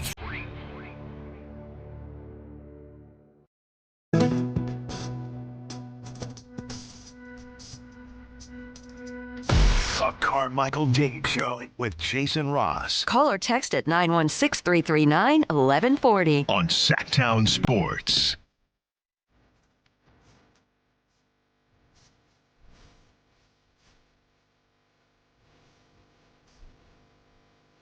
All right, coming up still, we'll get into a little more of the details of Kyle Shanahan, who definitely wanted to make some corrections to the local media yesterday about his accident. We still have who's hot and who's not. We'll go streaking. A lot more to get to here in this hour. Did he figure out Edie Brickell? What's that? Edie Brickell, New Bohemians. Did we come back? Why don't he played some song? Well, you would have known if that's I hope so. You would have known. You know, I'm not aware of too many things. You know? Do you know what you know? If you know what I mean. You know, yeah. Can I confession? Freaking hate that song. I hated it back in the day. That's why you weren't in here when we were playing it? I was boycotting. I hated that You're song. You're boycotting your song request. That I requested. I hated that song, and then the one I really hated that everyone else loved was that Joan Osborne, What If God Was One of Us? What if God was one of us? Yeah. Dude, that song sucked so bad. The lyrics, I'm talking about the content. I'm just like, just a stranger on the bus. And then what was it like? Try to make his way home. Did you like Tom's Diner? Was that yeah, see, now that's a deep song. I love that song. What was that? Suzanne Vega? Lisa Loeb? No. No. Oh yeah, maybe Suzanne Vega. Yeah, it was Suzanne Vega because she had Luca and she had Tom's Diner. Tom's Diner, yeah. Luca's big. He lived on the second floor. He lived upstairs from you, and I think you've seen it before. Yeah. And then it got really dark. The only hit until you cry. After that, you don't ask why. Like, whoa! I thought we were talking about where that guy lived. And the end of that Joan Osborne thing, where you were just a stranger on the bus trying to make his way home, was the phenomenal line that followed that. Just like the Pope, maybe in Rome. I feel like she just forgot. Do like Jim Morrison used to do with the Doors. When you don't have a line, just write in like, "Whoa, yeah." That when he didn't have a lyric, he would just insert, "Whoa, yeah," and it works. Don't force it, Joan. Kyle Shanahan. Yeah. More details came out, and they were provided by Kyle Shanahan, who yesterday, if this keeps going, I don't like doing this. If this thing keeps getting weirder, we may have to do what we don't like, and that is tap our friend Matt Barrows to come on, even just briefly. Yeah, it's like, Matt, what is going on here? The devil. What is going on? What in the heck is going on? Kyle Shanahan brought a bunch of beat writers, Bay Area reporters into his office, spent about a half hour, and he said, quote, "I hit her. I don't know why it was reported on the collision report database that it was her fault. The police report doesn't say that. He gave his full version of events, that he was driving a Tesla Model S. Nice. And the other driver's SUV, he hit her when it went into her lane. He got a concussion, a broken left hand, a broken nose, 3 broken ribs, and 40 stitches above his right eye. Said I was going 20 miles an hour. And that much damage? That's what I was saying. He said I wasn't on my phone, but I dropped my phone, and it was stuck in my seats. It's on my lap, and it slid off, and I went down to look for it, took my eyes off the road for 2 seconds, and as I was coming up, the airbags hit me in my face, and they broke my nose. And they said the visor really gashed me. I took my eyes off the road looking for my phone, and my car veered into someone. It's one of those roads where there's no forgiveness. When I hit her, the impact was just, I'll never forget how violent it was." So this is the problem when it comes to these how they've mishandled it. Because I'm reading that, and now I'm reading everything in a weird way. And the first thing I thought of was the same thing you thought of, which was, dude, he was going 20 miles an hour and all that happened. But then, okay, first off, you can get a lot of damage at 20 miles an hour, number one. Number two, he said it sounded like he said the bulk of the damage actually came from the airbag hitting him because he was kind of bent down and looking for his phone. But here's the other thing that's a little bit weird. This isn't a gotcha. This is just it's kind of strange. I drive a Tesla. A lot of people listening right now drive Teslas. Mm-hmm. Anybody who drives a Tesla knows that one of the most annoying things about Teslas is that if you get, depending on your sensitivity that's set in the car, but you can't turn it off, I don't believe. Anytime you get near the white lines, anytime you get near veering out of your lane, it goes boop, boop, boop, boop, boop. And, by the way, it also will make a giant alarm if you're in the vicinity of another vehicle. So, for example... But it doesn't correct itself. I'll get to that in a second. I was on the way to work today. I went to go change lanes on 80. When I hit my blinker, the little TV display in front of you displays your side cameras that show your blind spot. There was somebody in my blind spot, and the car automatically will give me a couple of beeps to let me know. And by the way, there's a red outline on the TV. So basically, they're giving you visual and audio cues saying, you have somebody in your blind spot, don't change lanes. Now, this has only happened a couple of times, but if I was drifting outside the road, and by the way, I think it happened one time and I wasn't doing anything. I just kind of did it on its own. It will not only autocorrect, but it will let you know that due to whatever cone, lane, whatever, it had to take control of the vehicle for you. Like Tesla, Tesla has had to take control of you're veering at whatever. And then if you have it on, for example, auto, which he didn't, but if you had it on auto drive, you have to move the wheel or click the little button once every 20 seconds to make sure there are a lot of, again, and I'm sure these are on other vehicles. I only know this one because it's what I drive. There's a lot of checks and balances. So what I would like to know, if I was in that room, I'm not trying to be Billy Badass. I would ask very respectfully, but hey, your phone was in between the seats.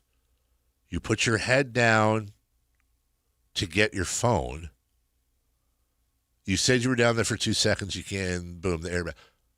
Did you not get warnings from Tesla? Why did it? Are you going to check and see why it didn't correct for you? Like, that part is a little hinky. Are you certain, though, you can't turn those sensors off? I am not. Okay. I am not. But I am certain of this. Even if you can, which I do not think you can, but even if you can, you have to go through a thing to do it. Yeah. It's not just like a toggle. You have to go in and, they have all kinds of sensitivity thingies and, how if it's you're a sensitive car. Exactly. So I don't know, man. Well, luckily he's okay and she's okay. That's exactly what matters. That he's okay. And she's okay. But it goes back to the conversation we had earlier. Like, ultimately, it matters. The only way it really matters, because it's personal, it's his life, it's her life, whatever. That's civilian stuff, not, football stuff. But it's affecting his coaching right now, or at least so that is the business of 49er fans, number one. And number two, if there's anything goofy about it, if there's anything unbecoming. Now, again, I am 99.9999% sure, and his actions yesterday kind of underlined that. Like, he voluntarily brought everybody into his office. He corrected the record. He did the thing. It seems like it was a stand-up thing to do. But the fact that, for whatever reason, whether it was the Niners that failed and their PR, whether it was at his request, or we don't know the story, but this thing has been bungled. And as you and I agreed on earlier, it's been bungled from the jump and has really caused a lot of unnecessary whatever that they don't, I don't think they need to deal with. Now, what makes this even a little bit weirder, Jason, is it also came out yesterday that Giant center fielder Harrison Bader's months-long wait on the sideline is going to be extended. He's been out of the lineup since May 29th with plantar fasciitis in his left foot. And the team said yesterday that the foot was further damaged in a crash that occurred Saturday night, early Sunday morning. They said that a planned appointment for him with a foot and ankle specialist in Indianapolis on Monday was, quote, complicated by him crashing his scooter over the weekend and changed the nature of his evaluation. What? Well, we were just talking about Jeff Kent going to the Hall of Fame 2 days ago and the famous "I hurt myself washing my car" thing. Right. Now, maybe wink, wink. This might be completely on the up and up. And it's not like they waited weeks. I mean, if it happened, let's say Sunday morning, it came out Tuesday. Taking a scooter around San Francisco. And I don't know. Should you really not be on a scooter when you have plantar fat? I don't even know what is that dumb or is that like, it's no big deal. But it's just kind of strange that like two weird, suspicious secret accidents are happening with both the Bay Area. Like I'll tell you right now, if I'm Joe Lacob, I'm forbidding any Warriors from traveling anywhere. Yeah. Any kind of mode of transportation. Nope. Can't do it. Not safe. Nope. Don't get one of them green bikes. No. None of that crap. The rollerblades. Horse. You can only travel by horse and carriage. Oh, can't get hurt there. Well, you're not going to go fast. I mean, at most, it's 2 to 4 horsepower. When we come back, what's hot, what's not, and we'll go streaking. But we'll keep our clothes on. Maybe next. This is Sactown, baby! Follow Sactown Sports 1140 on Facebook at facebook.com/Sactown Sports. To keep tabs on the Kings, 49ers, UC Davis, and the entire Sactown Sports lineup all season long. Facebook.com/Sactown Sports. Your local sports leader. Sactown Sports 1140. You bought an RV, and you got an automatic discount from Progressive by bundling it with your home or auto insurance. That's great, but a serious word of warning every RVer should heed. You don't need to talk about things like dry weight or dump stations. And you don't need one of those expensive water filter straws either. Because the most extreme thing most RVers encounter is a campsite without hookups. So just enjoy yourself. And Progressive's automatic discount when you bundle your RV, boat, or motorcycle with your home or auto insurance. Progressive Casualty Insurance Company and Affiliates. Not available in all states or situations. Wait, everything on this IHOP value menu is just $6? I told you it was amazing. A huge plate of pancakes, bacon, and eggs is just $6. Wow. There's also French toast, a ham and cheese omelet, and they got a BLT and fries now. Okay, we're coming here every day. You don't have to tell me twice. Feast for just $6 with the IHOP value menu. $7 in some locations, available every day for a limited time at participating restaurants in the U.S. Hours may vary. No substitutions. Not valid with other discounts or promotions. Prices may vary. Golf to Go is brought to you by the Hagen Oaks Golf Super Shop. Here's Frank LaRosa. Any golfer would be thrilled to listen to Jack Nicklaus talk, and I had to tap the enthusiasm brakes a bit when I had a chance to interview him. But over the course of 40-plus years, Nicklaus wrote enduring words in Golf Digest magazine. Max Adler compiles some of the best. Nicklaus says, "When I putt, I hold my breath before initiating the stroke to keep my head and body still." About putting, he said, "I visualize the putter shaft as being extremely limber, almost as flexible as a length of rope, which means the only way I can get the club head to swing truly is to stroke putts very softly." He said, "The harder I want to hit a shot, the slower I try to begin the swing." About the game, he said, "The key to playing well is to understand who you are as a person and then manage that. I'm finding now more than ever that the game of a lifetime can give you the time of your life without ever striking a shot." Sounds pretty much like life itself. That's your Golf to Go. I'm Frank LaRosa. I move mountains for a living. Literally. That means I don't carry hand lotion, and when it comes to serious heartburn, I don't mess around with anything but Rolaids Max Strength. Its dual active formula has 1,500 milligrams of calcium carbonate and magnesium hydroxide that relieves heartburn fast. And the best part? The roll fits right here in my pocket, so I can get back to moving mountains. Rolaids spells powerful relief. 1,500 milligrams is our highest amount of antacid per tablet. Read each label. Use as directed. Keep out of reach of children. I'm U.S. Transportation Secretary Sean Duffy. We all get distracted when we drive, whether it's from our phones or kids in the backseat bickering. But how we handle these distractions can be a matter of life or death. Before you get on the road for your next road trip, please put your phones on silent and take a mental note to focus on driving. Paid for by NHTSA. Capital Casino is conveniently located in downtown, 411 16th Street, and has been a part of the greater Sacramento area for over 20 years. They offer the best variety of games in the region in a safe and friendly environment, and there's plenty of parking, all well lit and monitored by security.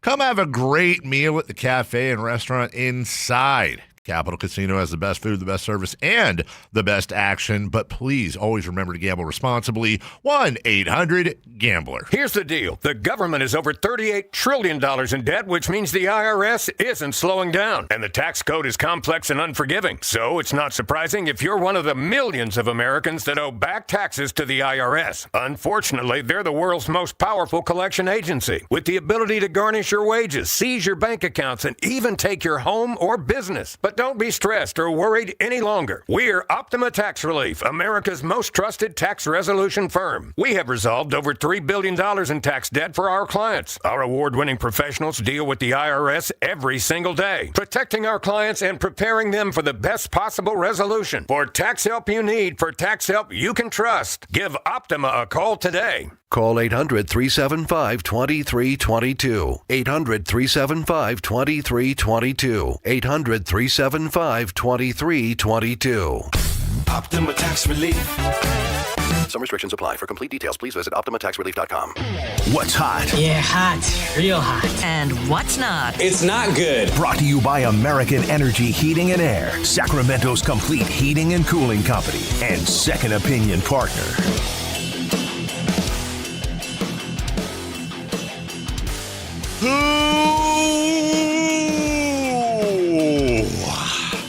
Who is hot? Shohei Ohtani. Okay. Yesterday in the Dodgers game against the Seattle Mariners. Who'd you want to win that game? Yeah, who are you pulling? I wanted it to be like a 70-inning tie where both franchise got exhausted and Chris loves LA. Chris loves it. Ohtani had a leadoff home run, a single and a double, 3 RBIs, and he was intentionally walked. What? Well, that's pretty. He's pretty good. He is good. He is. Who is not? The Dodgers. Because Shohei Ohtani did all of that, and the Dodgers still lost. First time that has ever happened in Major League Baseball since intentional walk became an official stat in 1955. All right, Jason, I'm working on something here. Okay. Okay. I'm almost done. This is actually kind of a masterpiece. Oh my God, I'm going to need some help on the end here, but Okay. I'll try to help. I don't even know what you're working on. This is just off the top of my head. You ready? Mm-hmm. This is honestly, everyone listening right now, this is radio greatness. Actually, this is greatness. And I think it can get better. I did this while Chris was talking.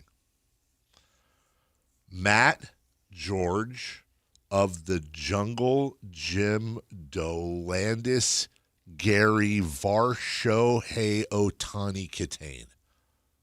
Right? Read it again. Blade. What? Blade. Katane Blade?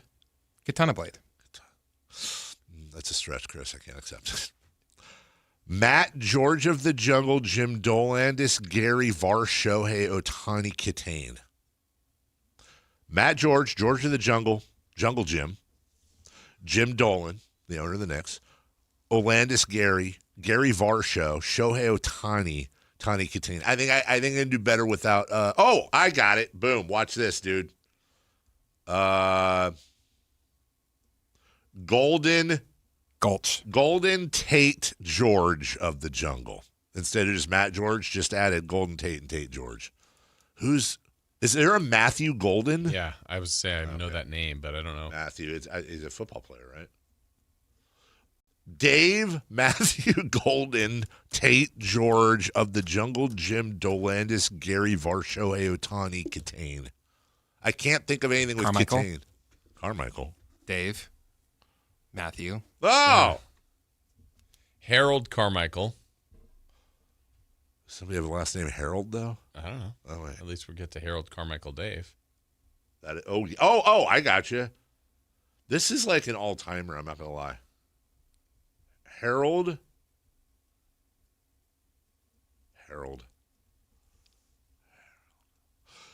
Harold Carmichael, Dave Matthew, Golden Tate, George of the Jungle, Jim Dolandis, Gary Varsho, Hey Otani Katane. Wait, what was the first one? Harold Carmichael. Jared Carmichael is a comedian. Is there someone with the last name Jared? Jared. I went to Jared. Subway's Jared. He went to He went to Jared. Isn't that their? He went to Jared Carmichael. Oh, but there's a Jarrett, isn't there? Yeah, but see, now we're getting, Jared. I'm honestly not happy with Dave Matthews because it's Dave Matthew. I think, Jason, that is 1, 2, 3. Tyrann Matthew. Dave, yeah, but it's Matthew, not Matt. I get what you're saying. Oh, Harold Carmichael, Dave. Yeah, but it can't be Dave Tyrann Matthew. That's 1, 2, 3, 4, 5, 6, 7, 8, 9, 10. That's a 10-person string. That's a 10-person sports centipede. Well, you get the George of the Jungle in there. That's a 10-person name centipede. I could probably do better. I mean, you are right. George of the Jungle is the weak spot, and also it's Jungle Jim spelled differently. I don't know, man. But just off the top of your head, top of my head. I mean, look, I don't call my shot that often when it comes to radio greatness. But my goodness gracious, Harold Carmichael, Dave Matthews, Golden Tate, George of the Jungle, Jim Dolan, Gary Varsho, Otani Katane. Let's go streaking. Yep. It's time to go streaking. Yeah, I was looking. I don't know if I can get a Katane. Nostradamus of MLB. Who can keep the streak going? It's time to go streaking. What the hell are you doing? We're streaking. Not shockingly, Whitey Gleason apparently did a parody song called "What If Godzilla Was One of Us?" Eating people on a bus. Godzilla -1, fantastic movie. Really? Yes. And there's they've got a sequel coming out. Is it Godzilla -2? Godzilla -0. Oh, they're going the other way. Dang it. You and my wife, I think, have far similar. I mean, we were raised pretty similarly. Movie tastes. No, she had a. Oh, never mind. Wow. What? No, go ahead. No, don't. I was going to say she had no air conditioning in Riverside. I didn't have air conditioning. Oh, okay. We had a swamp cooler and we had to sleep in the living room. Whatever it takes. Whatever it takes. Oh, you didn't have air conditioning? God. How did you even make it? My goodness. How often is your AC in on fourth grade, we got air conditioning. How often is what? Your AC on now. My AC's on right now. Is it? Probably. Are you kidding me? That's which one? The house one or the one in the swamp cooler in my room that helps the house one? No, I'm a terrible environmentalist. My carbon footprint is charcoal. All right, so how do we do? All right, let's see. Well, Dave, you were at 2. I was at 2. Chris is at 4. Okay. Dave, you took Yordan Alvarez. Yordan Alvarez. Threatening right now for a triple crown. I'm going to get a triple crown. I'll tell you what. I told you he was threatening. See? He got up 4 times. He had 2 hits. One of them was a home run and 2 RBI. Did I take him again? No. So you're at 3. I took Kyle Schwarber because I wanted a home run. Schwarber, for some reason, didn't play yesterday. What? So I'd stay at 2. Wow. You're at 3. He was hanging out with Matt George.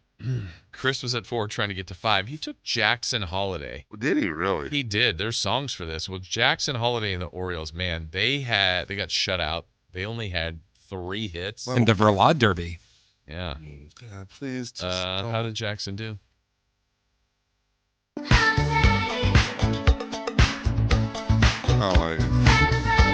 They only had 3 hits. He had 2 of them. 2 for 3 for Jackson. How did my other guy do? Who's your other guy? Kevin McGonigal. Oh, he went off. 4 for 5. Yeah. So I think I should get those too. Nope. So Dave, you're at 3. I'm at 2. Chris is at 5. We are 10 game streak amongst us all. That's pretty good. Yep. Go ahead and give me Fernando Middle Tatis Jr. Uh-oh. Sure? Wait, did you say, are you sure or sure? Wait, why wouldn't I? Is he hurting? No. Well, why wouldn't I want? What do you say that for? I have no reason. Oh. Okay. Fernando Tatis Jr. Playing the Rockies. Yeah, that's a good call. Like have a Red Bull. Oh. Don't want it. I don't want it. I'm going to take Francisco Lindor. Francisco Linder. Chris? I'll take Yordan Alvarez. Okay. Original. I had him, then Dave had him, then Chris had him. Okay. Well, guess So what? that would be a streak on a streak if he gets a hit. It would. If he gets a heat. We've all had a streak on a streak. Well, we'll take a break. When we come back, final hour of the program. Hey, the Kings made some news yesterday by not doing something. And what does that mean and where it will go and how is it going to help and how are they going to do? We'll let you know all of that right after this. Take Sactown Sports with you everywhere you go with the Sactown Sports app. The most in-depth coverage of the Kings and 49ers. A library of written and video content. And all your favorite personalities all in one place. Download the Sactown Sports app today and get in on the action. Your local sports leader. Sactown Sports 1140. This is the story of the one. As a safety manager at a manufacturing plant, he does everything he can to keep his coworkers safe. From finding ways to reduce risks to keeping safety supplies in stock. And for that, he relies on Grainger. Grainger offers a broad range of quality products and next-day delivery, so he can always play it safe.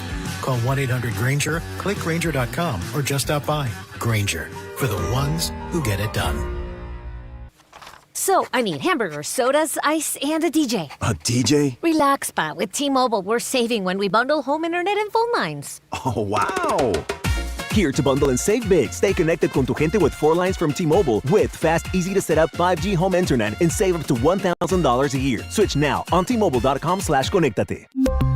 Savings based on 3rd line free via monthly bill credits. Internet discount with $15 in monthly bill credits and auto-pay discount. Qualifying credit required. Credits will stop if you cancel any lines or change plans. Visit T-Mobile.com. Hi, I'm Justin Gingery.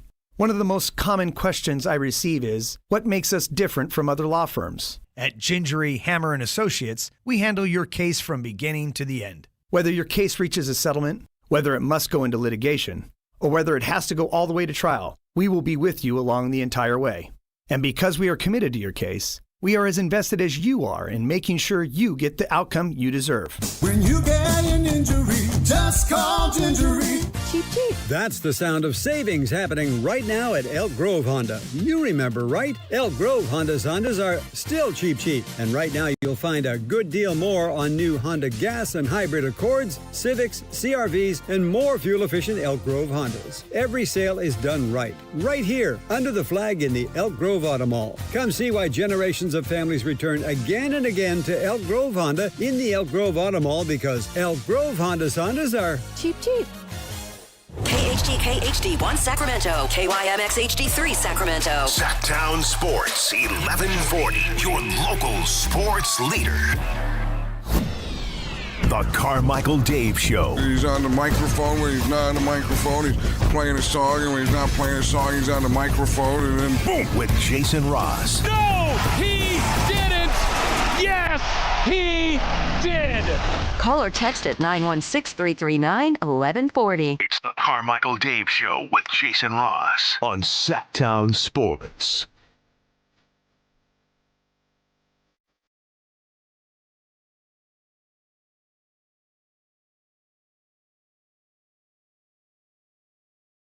Get busy. Get busy living or get busy radioing. I watched that movie the other day. It's on. Shawshank? Yeah. Now let me ask you something. How did you enjoy the beginning of it? I didn't see the beginning of it. Because guess what? It's never on. Nobody has ever seen the beginning of it. It truly was Shawshank Redemption. It was right when I picked it up. It was Andy had just kind of done the deal to get the guys the beer on the roof. Yeah, it is so strange. I think that's the most popular time for people to tune into it. It's right around where it's like, when they're enjoying suds. Yeah. And May is a fine month to be outdoors. We were the finest creatures on God's green earth. Some think Andy May. It truly was a Shawshank Redemption. And then we lost Brooks a little bit later. Yeah. Well, we didn't lose him. We found him. He was there. Yeah. Brooks was there. Yeah. Brooks and his dumb bird. Yeah. Writing letters to the state to get library books. Oh. That movie just, you know what? You know what's I think a good metaphor, that the first 60% of that movie, if not 65, is just pulling a slingshot back and just keep pulling it back and pulling it back and pulling it back.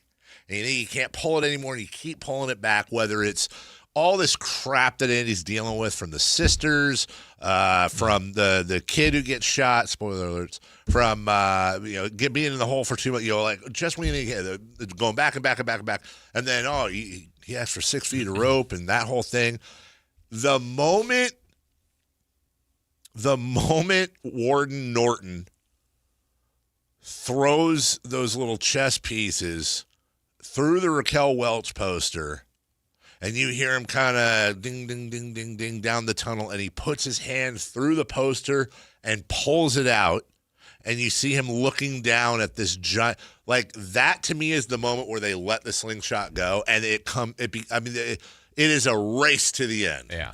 Now you spent a good hour and 45 minutes just kind of getting prepped, and then it's just boom, here we go. Just 2 different movies altogether. Such a good movie. Great movie. Like Full Metal Jacket. Good movie. No one has ever seen the end. That's the other thing. That's a different movie and almost.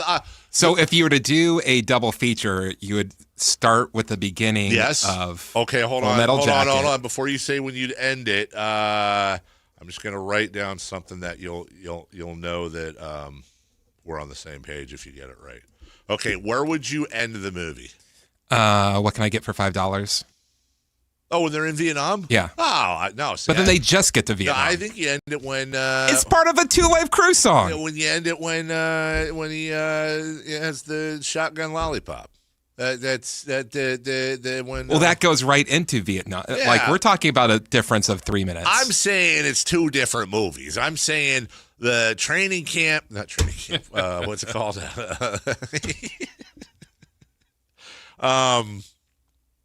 Basic training. Sorry. And Lee Harvey Army and the guy who did the drill sergeant and all that. That's the first movie, and then the second movie is they get to Nam and the hookers and By the way, same thing with Heartbreak Ridge with Clint Eastwood, one of our underappreciated great movies of the '80s that you haven't seen. Or Full Metal Jacket. You just need to see the first half of Full Metal Jacket. Yeah, I agree. I'm not a huge second half of Full Metal. It's just a different movie. I don't So Half Metal Jacket. Half Metal Jacket. And I also don't know what movie you're talking about. I thought no jacket required. Heartbreak Ridge, easily Clint Eastwood's funniest movie. But also, he's a gun. Funnier than Gran Torino? I've seen Gran Torino. I've seen Any Which Way But Loose. Funnier than Bridges of Madison County? Clint Eastwood has more one-liners in Heartbreak Ridge, dude. It broke my heart.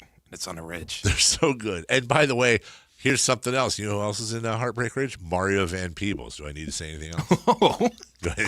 Watching it tonight now. Yeah. I've only seen one Mario Van Peebles movie. I don't know if I've seen any. I'll bet you've seen one. Which one is it? It's this one with Ice-T, and there's like a cult and a meteor coming towards Earth that's going to kill everybody. Perfect.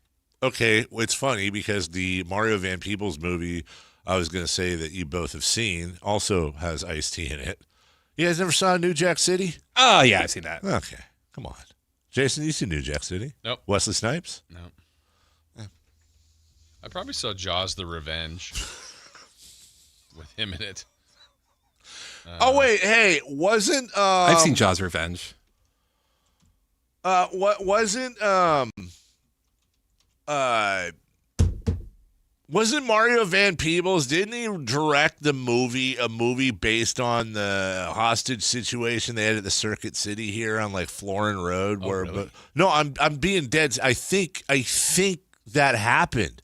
I've always heard that movie was being made, but never like. Yeah, I think it was like a straight to DVD or something. But I'm 99% sure that he starred in the movie based on an actual thing that happened here in Sacramento. I think in the late '80s, where they had a hostage situation at the Circuit City on Florin that went really bad. I mean, people died. It was horrible. And I think he plays a cop in it or a hostage. I can't remember. I never saw it. Judgment Day was the movie I was thinking of. Judgment Day with Emilio Estevez? No. Ice-T plays a former cult member who teams up with FBI agent Susie Amis to stop a fanatical group led by Mario Van Peebles that has kidnapped a scientist to orchestrate an asteroid impact. Okay, wait a minute. So you've seen a movie with Mario Van Peebles with Ice-T. You've seen a movie with Mario Van Peebles and Ice-T. Yeah. I've just found another movie that I've seen with Mario Van Peebles, and Ice-T's in it. No way. Yeah. What movie? Breakin'. Oh, I've seen Breakin'. Not Breakin' to Electric No, Boogaloo. Breakin'. Or they like go into a bunch of houses and stuff. Oh. I hate you, dude. Not Breakin'. I hate you so much. Breakin'. You're such an... There's no stopping us. They were wow. That's what IMDb reads. Can't be wrong. What is this thing with Mario Van Peebles and Ice-T? I don't know. Has Mario Van Peebles ever been on, isn't it Law & Order? Yeah, I think so. Isn't that the one that Ice-T's on? Yeah. Now he's doing like SVU. Car insurance or something. Or Mario Van... Oh, it says Mario Van Pebbles. Hold on, I want to see if this is a thing. Hey, everybody, welcome in. Number one show in the city. Mario Van Peebles. Not Mario Van Peerless, dude. What the hell? Mario Van Peebles and Ice-T movies. Because now I'm feeling like there's more. Come on, chat, Gibbet.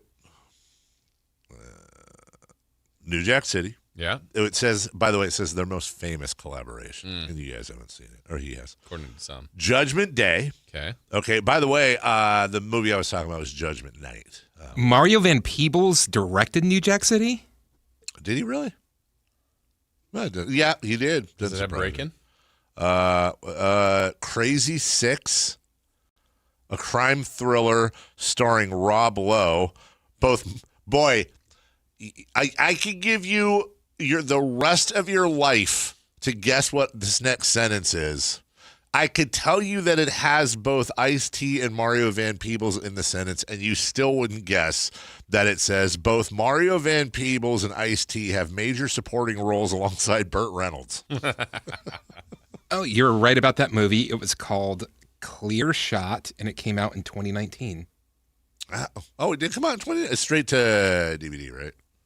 Yeah, digitally and DVD. If you're thinking about the movie Breakin', it does feature Ice-T, but Mario Van Peebles is not in it, according to ChatGPT. Says they were in 3 movies: New Jack City, Crazy Six, and Judgment Day. By the way, Judgment Night. You guys haven't seen that movie, right? With Emilio Estevez? No. If I told... Oh, I think you're confused, Jason. Mario Van Peebles was in Rappin'. Oh, not Breakin'? Not Breakin'. Rappin' is a sequel. Hold on, I know what it is. It's the night before Christmas. They just went and bought a bunch of stuff, and they're out of paper. Yeah, and that's why they had to break in. Yeah. Rappin' is the sequel to Break Into Electric Boogaloo. Yeah. Oh. So it was a trilogy? I guess so. Break Into Electric Boogaloo, and Rappin'. And Rappin' No, too. it says it features Ice-T. Well, so what? It says Ice-T. But he's not in the cast. This is so weird.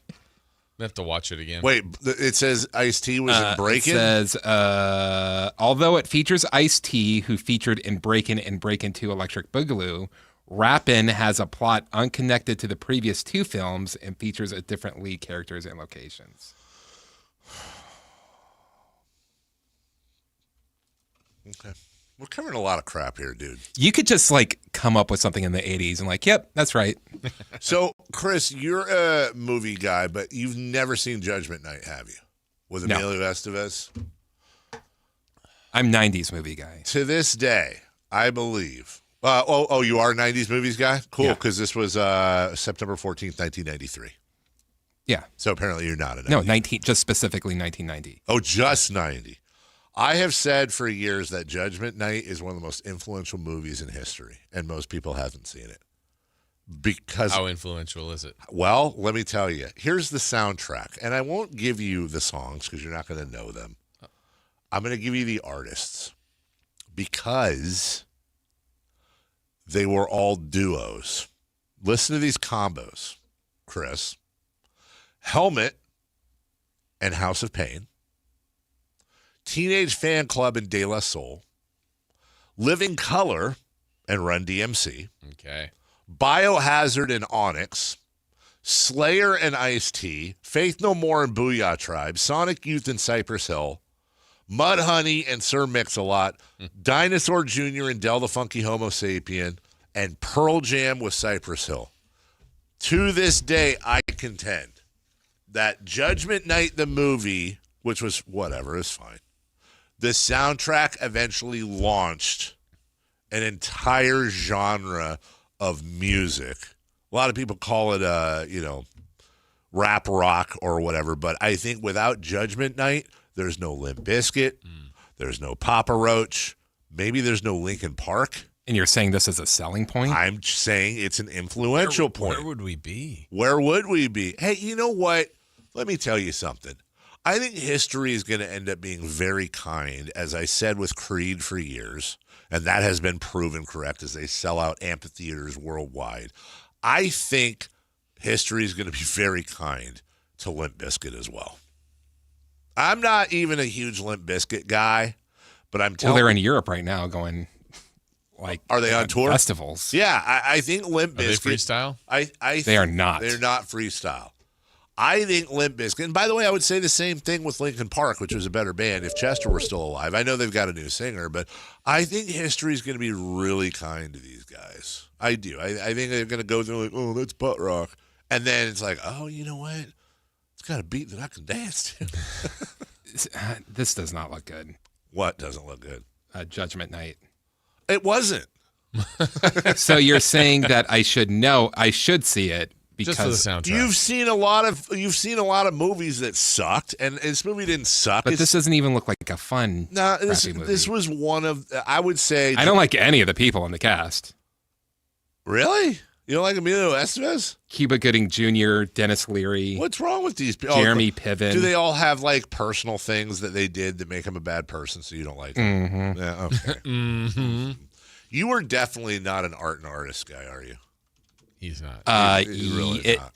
I'm trying to think. There was one where it's just unless like it's Morrissey. Quentin Tarantino. Why does he get the exception? I'm just saying like everyone has to make that decision. I got you. I don't like him as a person, but his movies are great. Do you not watch the parts when he's in those movies? He's never good. I don't like him in his movies. He's dumb. He's not a good actor. He's not at all a good actor, dude. He's not a good actor, but watching him, you know in his head he thinks he's a great actor. Emilio Estevez, Cuba Gooding Jr., Dennis Leary, Stephen Dorff, and Jeremy Piven. That's a murderer. Who's Stephen Dorff? I'll bet you'll recognize Didn't he him. do those golf straight to VHS movies?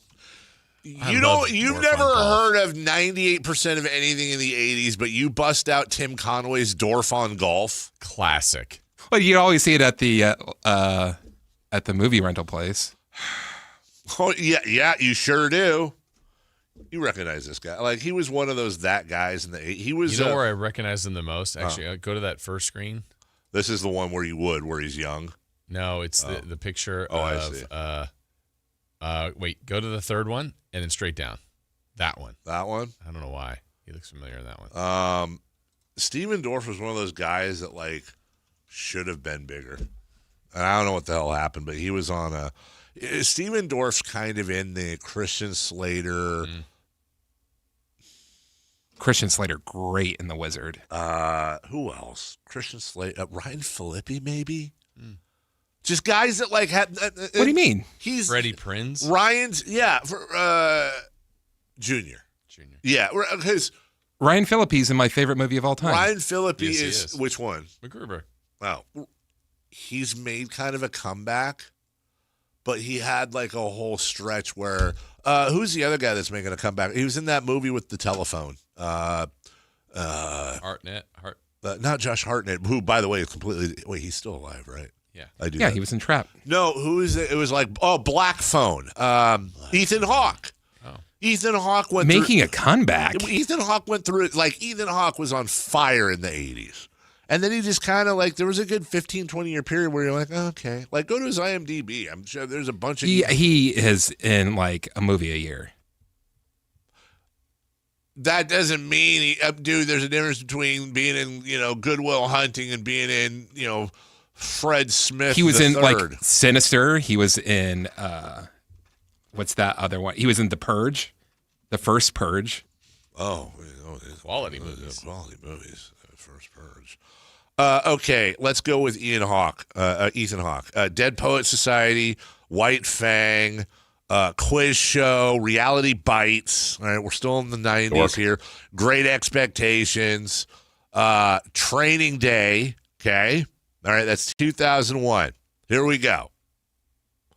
Chelsea Walls, Before Sunset, One Last Thing, Fast Food Nation, What Doesn't Kill You, New York, I Love You, Staten Island, Corso, The Last Beat, Sinister, okay.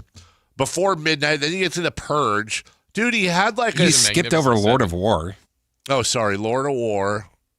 He had, what did you say, Jason? Magnificent Seven or the newer one? He was. With the Tarantino one? I don't think it was. Was it Tarantino?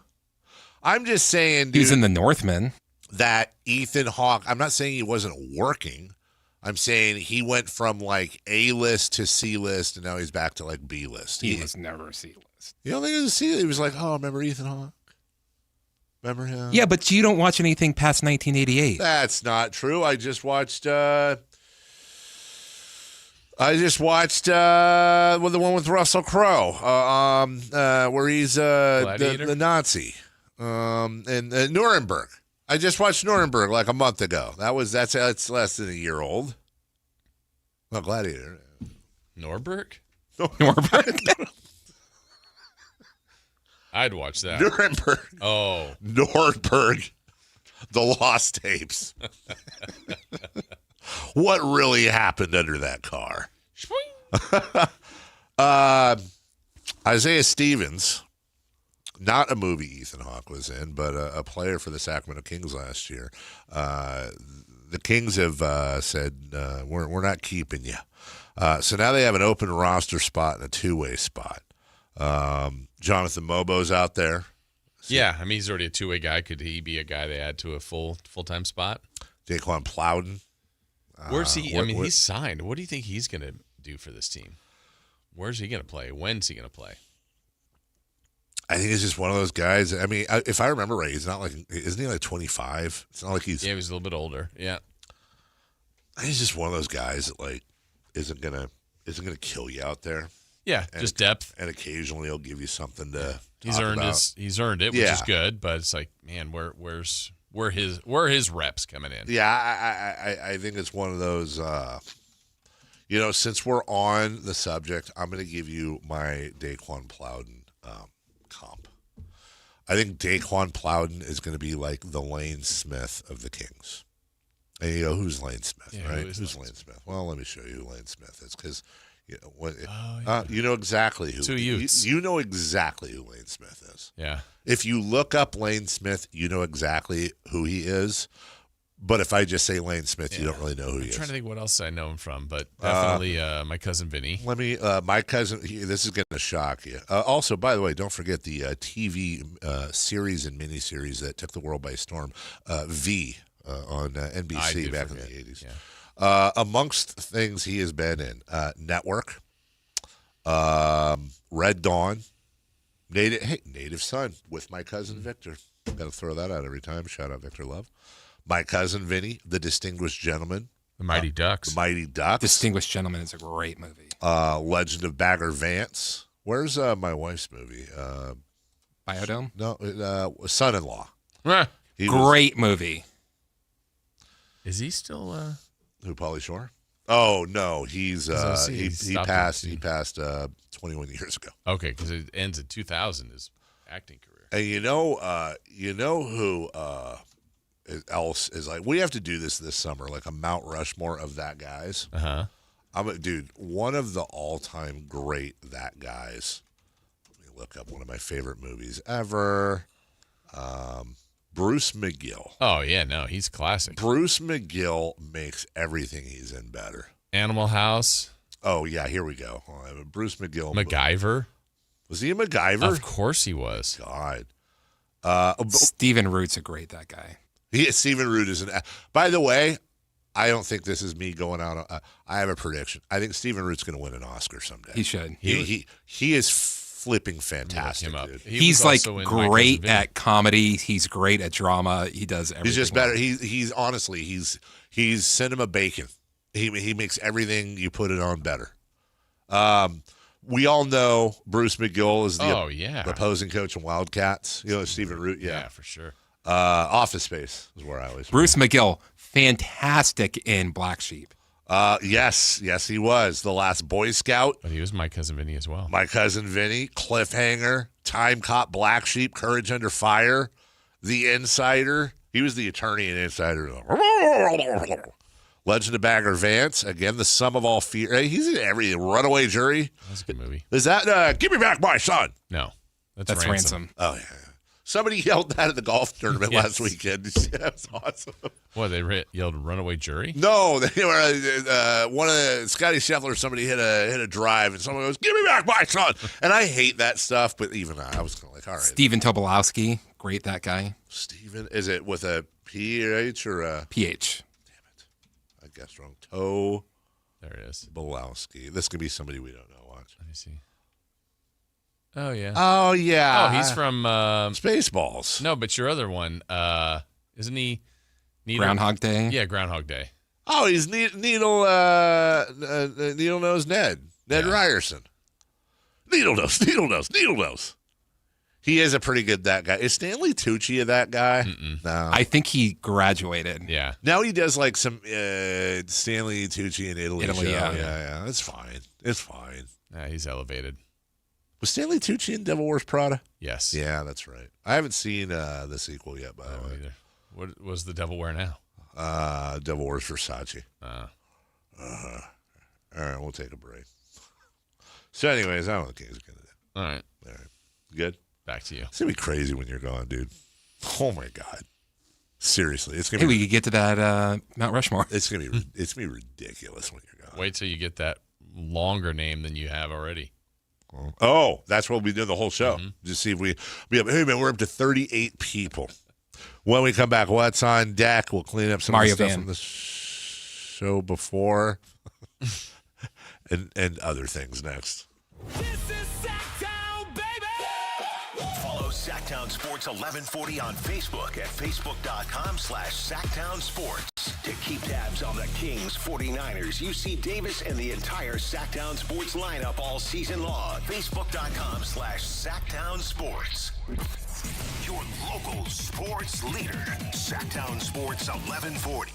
Sacramento weather is brought to you by Bonnie. I'm Tamara Berg in the KCRA 3 Weather Center. It's Wednesday. We're wrapping up the final days of July with a bit of heat coming in. Get out and enjoy the morning where it's comfortable with that lingering Delta breeze. For the afternoon, it's going to run a little warmer today. Plan for highs to peak in the upper 90s. Get the latest forecast on the KCRA 3 News and the KCRA 3 app. Oh, the Sacramento heat. Right now, get your AC professionally tuned up for as low as just $59 and enjoy your summer nice and cool. Plumbing, electrical, heating, and air, Bonnie.com. Summer restrictions apply. License 696-355. Thinking about heading to the mountains this weekend in a new Toyota truck? Let's go! Bringing the bikes? Let's go! Maybe towing the boat, too? Let's go! All right, let's roll. Get 3.99% APR plus 500 finance cash on 2026 Tacoma SR5. Or get 2.99% APR on Tundra. The time is now, let's go. You heard the man. Toyota. Let's go places. Offers available through TFS to buyers with a premium rated credit and cannot be combined with other offers. Excludes Tundra TRD Pro and say 326. Country in the Park 2, presented by your California Army National Guard, October 23rd at Hart Health Park at Cal Expo with Bailey Zimmerman, Russell Dickerson, plus more. Enjoy line dancing, live DJs, mechanical bull, and food trucks. Tickets start at just $70. Country in the Park 2, October 23rd at Hart Health Park at Cal Expo. Brought to you by Hyatt Vacation Club and Raising Cane's Chicken Fingers. More info at CITPfest.com. Whether it's date night, family night, or buddy night, Hagen Oaks has a bay for you. Reserve one of 3 Top Tracer bays from 6 to 11 p.m. through HagenOaks.com, and only those 3 bays are reservable. The rest of the driving range is still open for walk-ups. Play golf on world-famous courses while the kids try interactive games. Head to the Hangout for great food, cold drinks, and live sports on the TVs. Add monthly live music and putting tournaments, and you've got more than a driving range, you've got a night out. Hagen Oaks Golf Complex. Swing by and swing away. Waking you up with the best in local sports. They just make it interesting, you know? It's the Carmichael Dave Show with Jason Ross on Sactown Sports.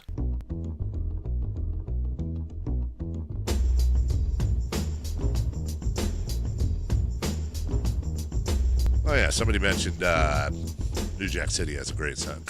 New Jack City has not only a great soundtrack, it has probably a top 5 rap song. I love New Jack Hustler by Ice-T. Top 5, well, maybe top 10. Most favorite rap song of all time. Speaking of rap, I was thinking about this the other day, and I didn't know how to communicate this. I don't even know if I should. Chris knows this is going to be good. Great start.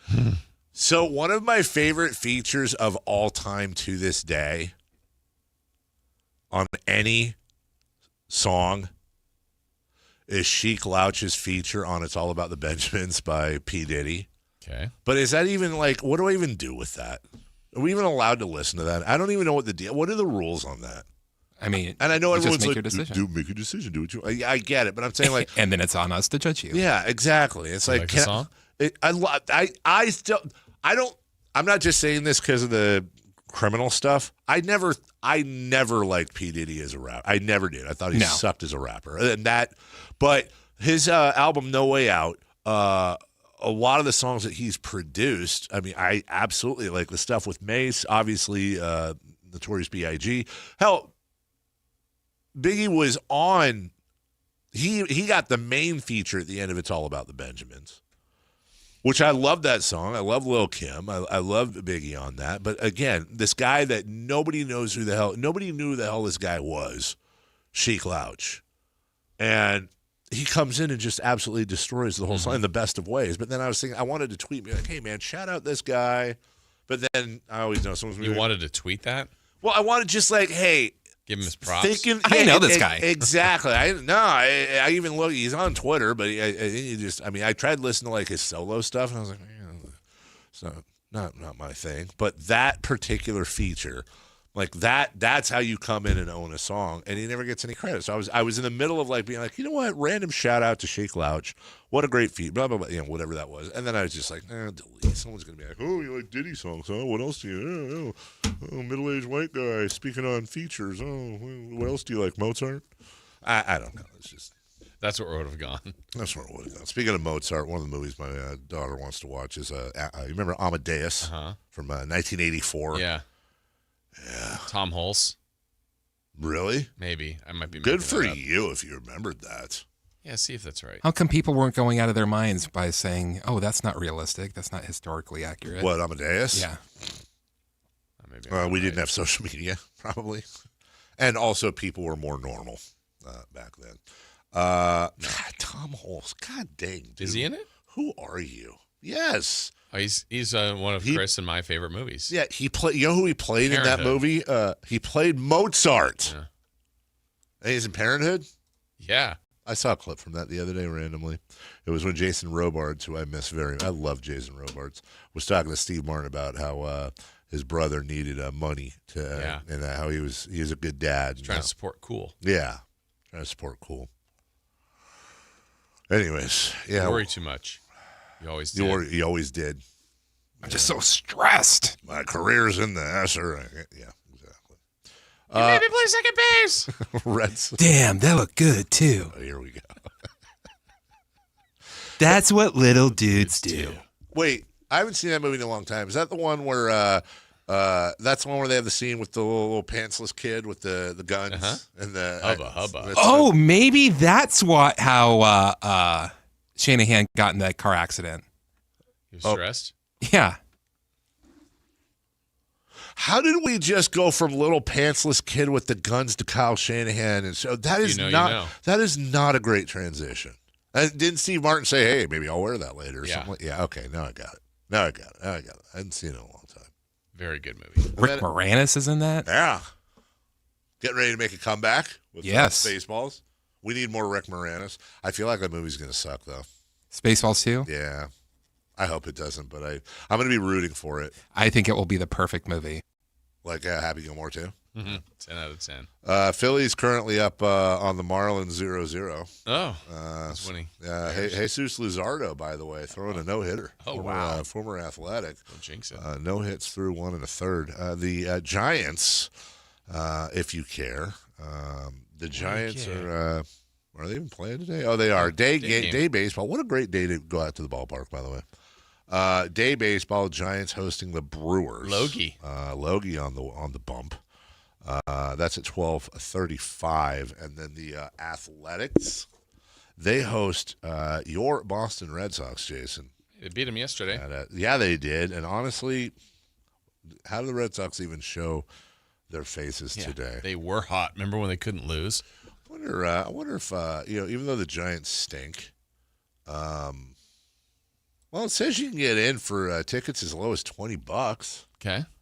Well, that seems what part like of the stadium. You know what, Jason? Let's go. Let's see. Let's maybe go to the game today.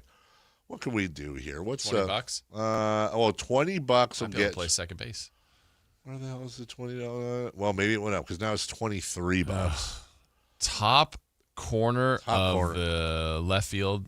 Who sees this for 23 in the absolute worst seats in the park? I'm doing this. And goes, I'm doing that as opposed to paying $3 more, and you're still upper deck, but you're like parallel with third base. Yeah. I would honestly. There's some. Look at this right here. $23 for lower level. Okay. Right, but you know what, Jason? Maybe it's obstructed view. Hold on. How much are these 470? I just want to know how much these 470s are. 488. Wow. 488.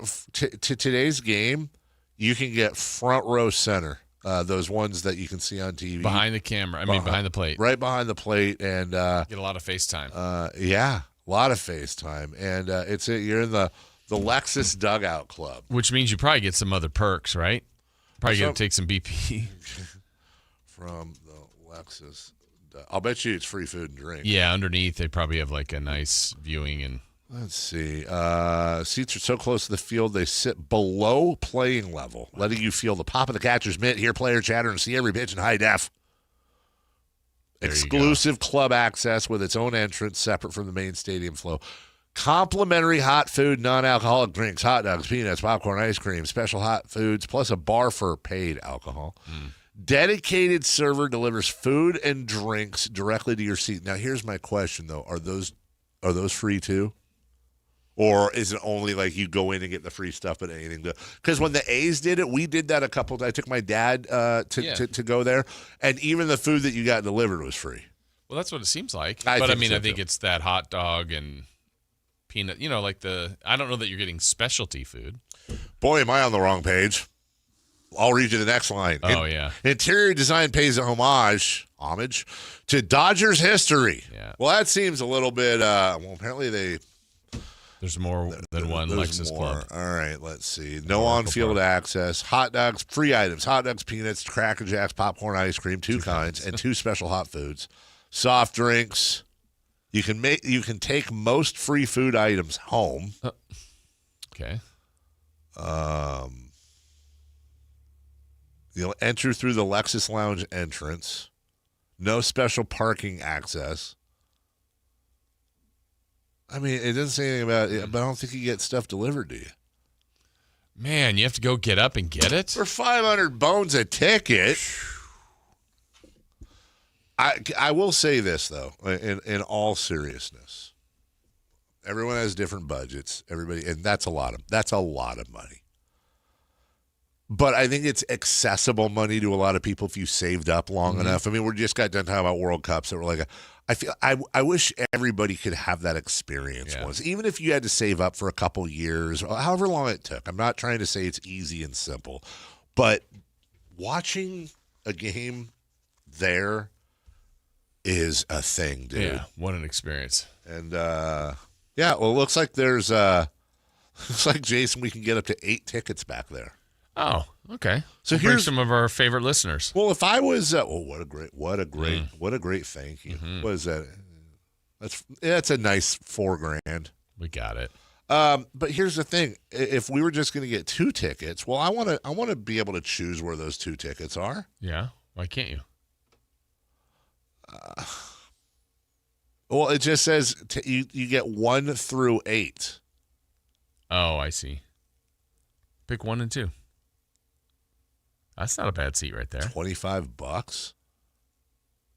Row 0. What the hell is row 0? I would think the front, unless that's row O. Is that like wheelchairs? I don't know. All right. Well, we should. It'll be a fun outing. I wonder if the A's have. I wonder if the A's have those available. Let's look at that real quick, and then hi everybody. You put Oakland. Oh, I did. All right, today's game: Red Sox at Athletic. You can get it from $21. So that's $2 less. I'm not right behind the dish. No offense to anyone, but I would still take Pac Bell Park over our current stadium here in Sacramento. But what's Pac Bell Park? It's a place where they used to play the baseball at. Just shut up, Chris. You know what it is. Row 2. See, that's not front. 322 apiece. Someone's selling row 1 seats for tonight's game. Row 1, front of the section, for $1,641 a piece. I can get 3 front row seats at the A's Brewers game tonight in San Francisco. Giants. Thank you. Yeah. Even more. Yeah. Well, that's stupid. I want to know who's selling these. Like, will they negotiate? Like, come on, dude. You're not selling these. You're not selling those. You're not getting $1,600 per for A's Sox tonight. So no. Give it up, Chuck. Who's that bot putting that out there? Well, then if you go to the left, there's a pair for $241 a piece. You're looking at A's? StubHub? No, but I'm saying, are you? Yeah, A's Red Sox. And it's crazy. So that's $241, and I'm guessing that's like. Are you talking about row section C? Because I was. Okay, I'm in. Wow. Well, I'm on Vivid Seats. It says row 2, 322 is the all. I'm on StubHub. Oh, StubHub. But then, like in that, so that row C, $241, and then 2 rows up from it, they're selling the ticket for $557. Yeah, what are we doing? And then 3 rows up from them at $62. I mean, what are we doing? It's all over the place. What what's going on? Screw that. What if I just want to see something kind of nice behind? Look at this. Row 5, section 115. You're kind of catty-cornered behind home plate to the left. $57 a piece. Those are row 5. Yeah, it's a good deal. That's a darn good deal. Well, row 5 you can get them for what are 57. For row 1, 213. I don't know if that's worth it. I don't know if that's worth it. We still got to get you out to a game. Part of me, honestly, Jason, is thinking I have not. It's almost 2 full seasons now. I have not gone to a game. Maybe I just hold on to that and just am able to say I never went to a game. Yeah, or not. You know what I'm saying? Mm-hmm. Maybe I just hold on to that. You've been to enough for both of us, Jason Ross. Yeah, but they can't be here for 2 or 3 seasons, and I've gone to a couple. Never have gone. That wouldn't be good. Well, You say potato.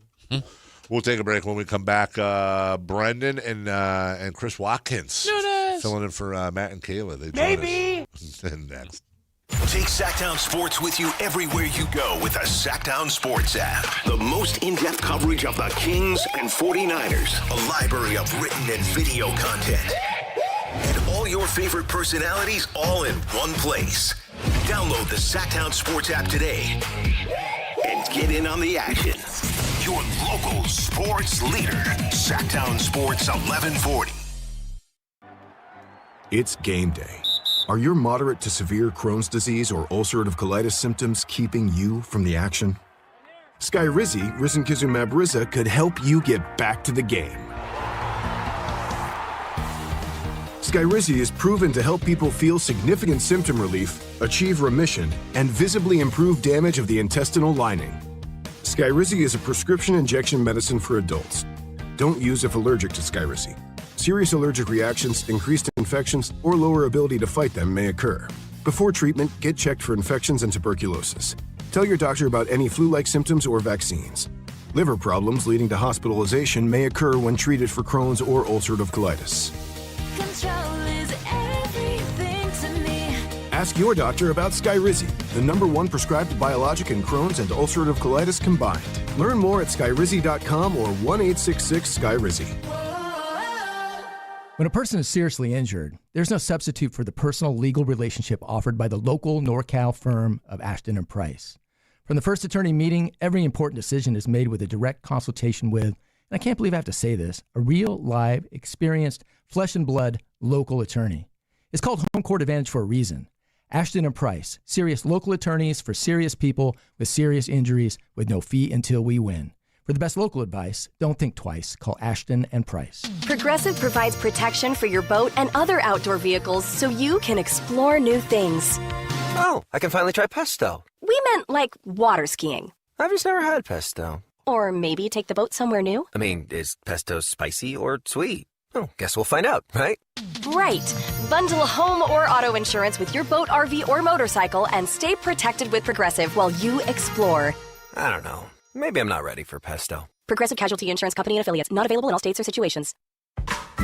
Everywhere you look, things are getting more expensive. But at Consumer Cellular, we're lowering the price for those 50 and up. Now you can get unlimited everything for just $35 a line. That's $35 a month for unlimited talk, text, and data. Switch to the carrier ranked #1 in network coverage and customer satisfaction and get unlimited everything for just $35 a month. Call 1-888-FREEDOM or visit Consumer Cellular online or in-store today. Price includes $5 credit for autopay and e-billing. Taxes and fees apply. Data speeds reduced after 35 gigabytes. Rankings done by 2025 ACSI survey. What's up? We're talking to Chad Hoblett of Hoblett Dodge, Chrysler, Jeep, Ram, and Woodland. Chad, a little birdie told me you're extending the 4th of July sales event because those deals are so good. They were the best deals of the year, and we wanted to keep the savings going. Right now, you can save up to $10,000 off MSRP on new 2026 Jeep Gladiator Sport S. If you're looking for a truck for everyday life that you can still take off-road, the Jeep Gladiator is for you. Ooh, my brother had one of those, and he loved it. They are really cool trucks for sure. But Hoblett is so much more than Jeeps. Whatever you're looking for, you can find it at Hoblett with our Hoblett Certified Pre-Owned Supercenter with 200 vehicles and over 50 under $30,000. Search, select, and save at HoblettDodge.com. Unbeatable prices, unbeatable selection. Nobody beats Hoblett, period. 10,000 total net savings on select new 2026 Jeep Gladiator Sport S after $3,620 Hoblett discount and factory incentives. Incentives may include 10% below MSRP incentive, 500 military or first responder bonus cash for eligible members, 1,000 Hoblett trade-in assistance with eligible trade, 3 at this net savings, simple VIN 175877. See dealer for details. I'm U.S. Transportation Secretary Sean Duffy. We all seem to be in a rush these days, from work to driving our kids around. But when you're behind the wheel, please do not speed. A few minutes saved by going faster is never worth the risk. So follow the speed limit, enjoy the drive, maybe bring some snacks for the kids, and know that along the way, you're getting quality time with your family. Paid for by NHTSA. You're still glowing, flirting, grooving. You've still got it. But your immune system weakens as you age, making it harder to fight illnesses like pneumococcal pneumonia and RSV. Vaccines are a key part of any health routine and can help protect you from getting really sick. Ask your doctor or pharmacist which vaccines you need. See more at PfizerForAll.com. Sponsored by Pfizer.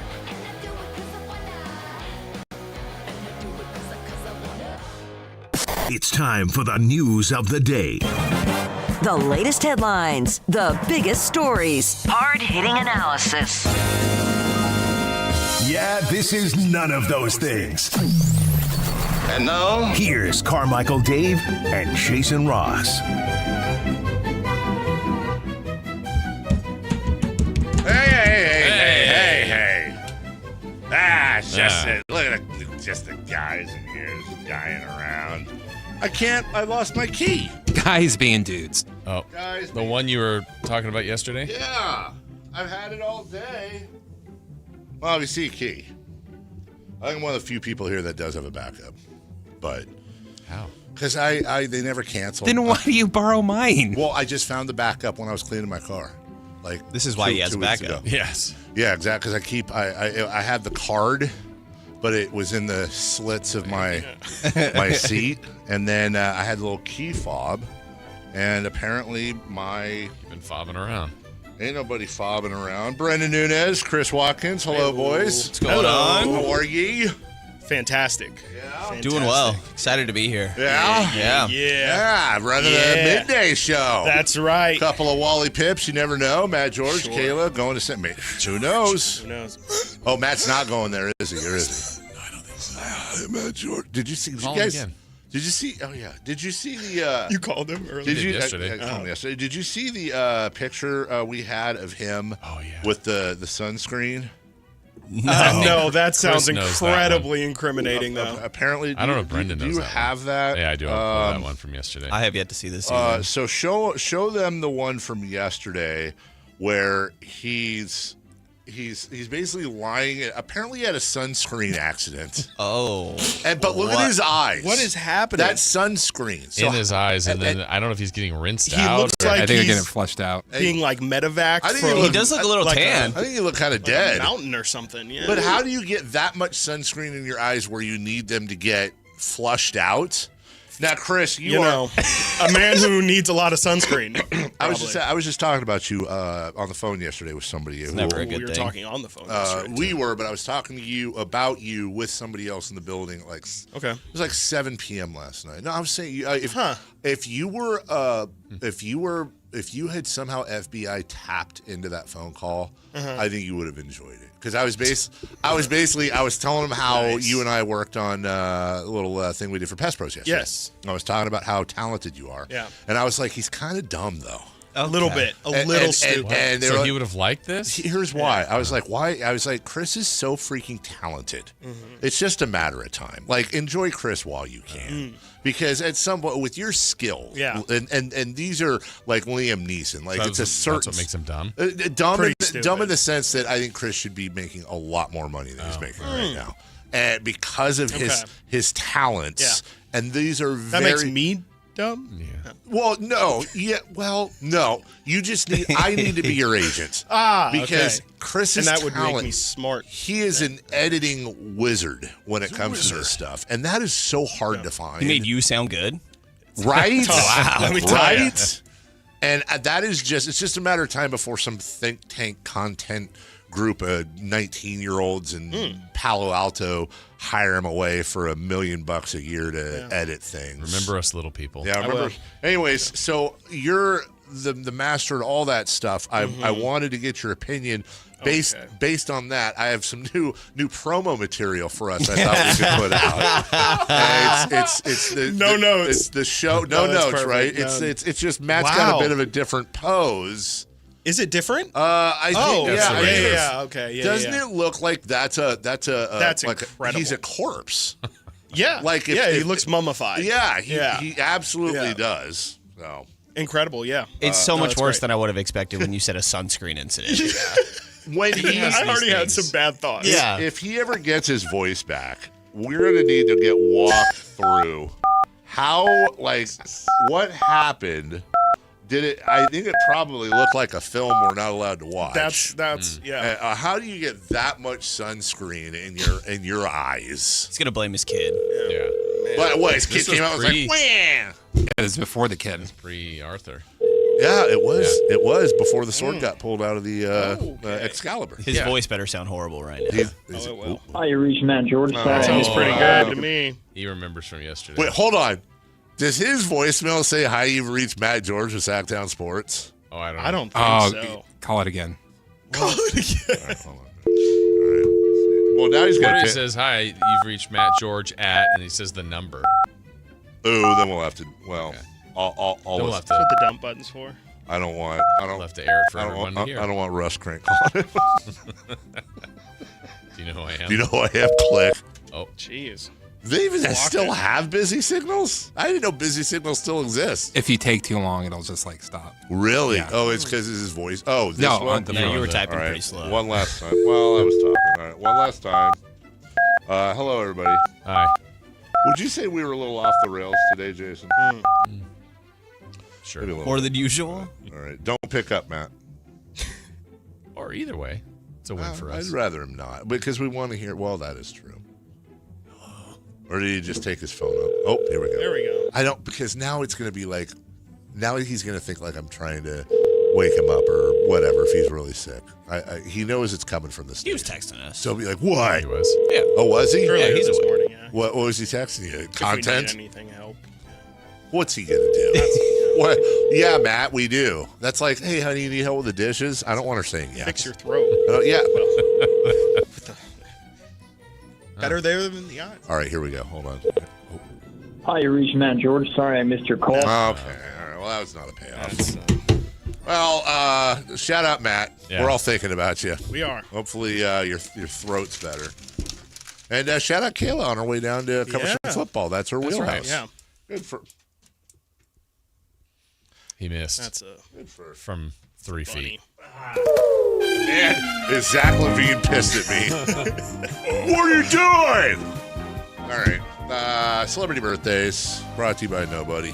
But shout out specialty. Are we sure about that? All right, here we go. Let's do some movies first. On this date, in what year did the movie The Mask come out? The Mask. The Mask. Thanks, Chris. That's good. Good The job. Mask. 1994. I was going to wait for Chris because he's always right. I'll go 92. I thought we were later. Like, I'll go Sure. 98. 93. We have a correct answer, and it's Carmichael Dave. What's up? 1994. What's up? Love you, Dad. I know Ace Ventura is 92, and I know that Okay, Dumb and all right, Dumber we was don't- nobody 94, cares. so Shut I up. thought that Mask Yeah, was. we don't need the break. How about the very You were first National Lampoon's Vacation? First one. Oh, Came out on this date. 1980. I think 1982. Yeah. Because it was a takeoff on the Star Wars post. I'm just glad I'm not going first on this. That is European Vacations based on Star Wars. That's what I said. 78. 1984. 1980. We have a tie between Dave and Brendan. 1983. Ah. How about Metallica released Enter Sandman? 1991. He said that quickly. Pearl Jam 10, Metallica, the Black Album, and Use Your Illusion 1 and 2, and Soundgarden's, I think it was Outshine, were all released like on the same week. Yeah, you answered quickly. memory. You answered quickly. Insane. Yeah, 1993. 91. 91. We have 3 correct answers. 1991. Dak Prescott is how old today? Dakota. 30. 30. 30. 29. 32. 31. Brendan's closest, 33 for Dak. Oh, wow. Okay. All Happy right. birthday. Coming up on the show today, guys. Happy to have you. What's coming up? Big topic. We got what the heck is going on with the 49ers at training camp and Brandon Ayuk taking random shots, Yeah, right. it would seem, as he always does. Yeah. How about, I'll go a step further. How about what's going on with Bay Area professional athletes getting in crashes? I know. Right? The Giants. Stay off your scooters. Stay off your scooters. See the Dinger incident? Oh, man. Can't talk about that. It's a family show. Brendan and Chris next. Dangers. SactownSports.com is your online home for sports in Sacramento. Dive deep into the Kings, 49ers, Raiders, Giants, Athletics, and more with your favorite local personalities and some of the most trusted sports voices in the community. Stream Sactown Sports 1140. Watch original video content and read in-depth analysis all in one location. SactownSports.com. Your local sports leader. Sactown Sports 1140. This is the story of the one. As a safety manager at a manufacturing plant, he does everything he can to keep his coworkers safe. From finding ways to reduce risks to keeping safety supplies in stock. And for that,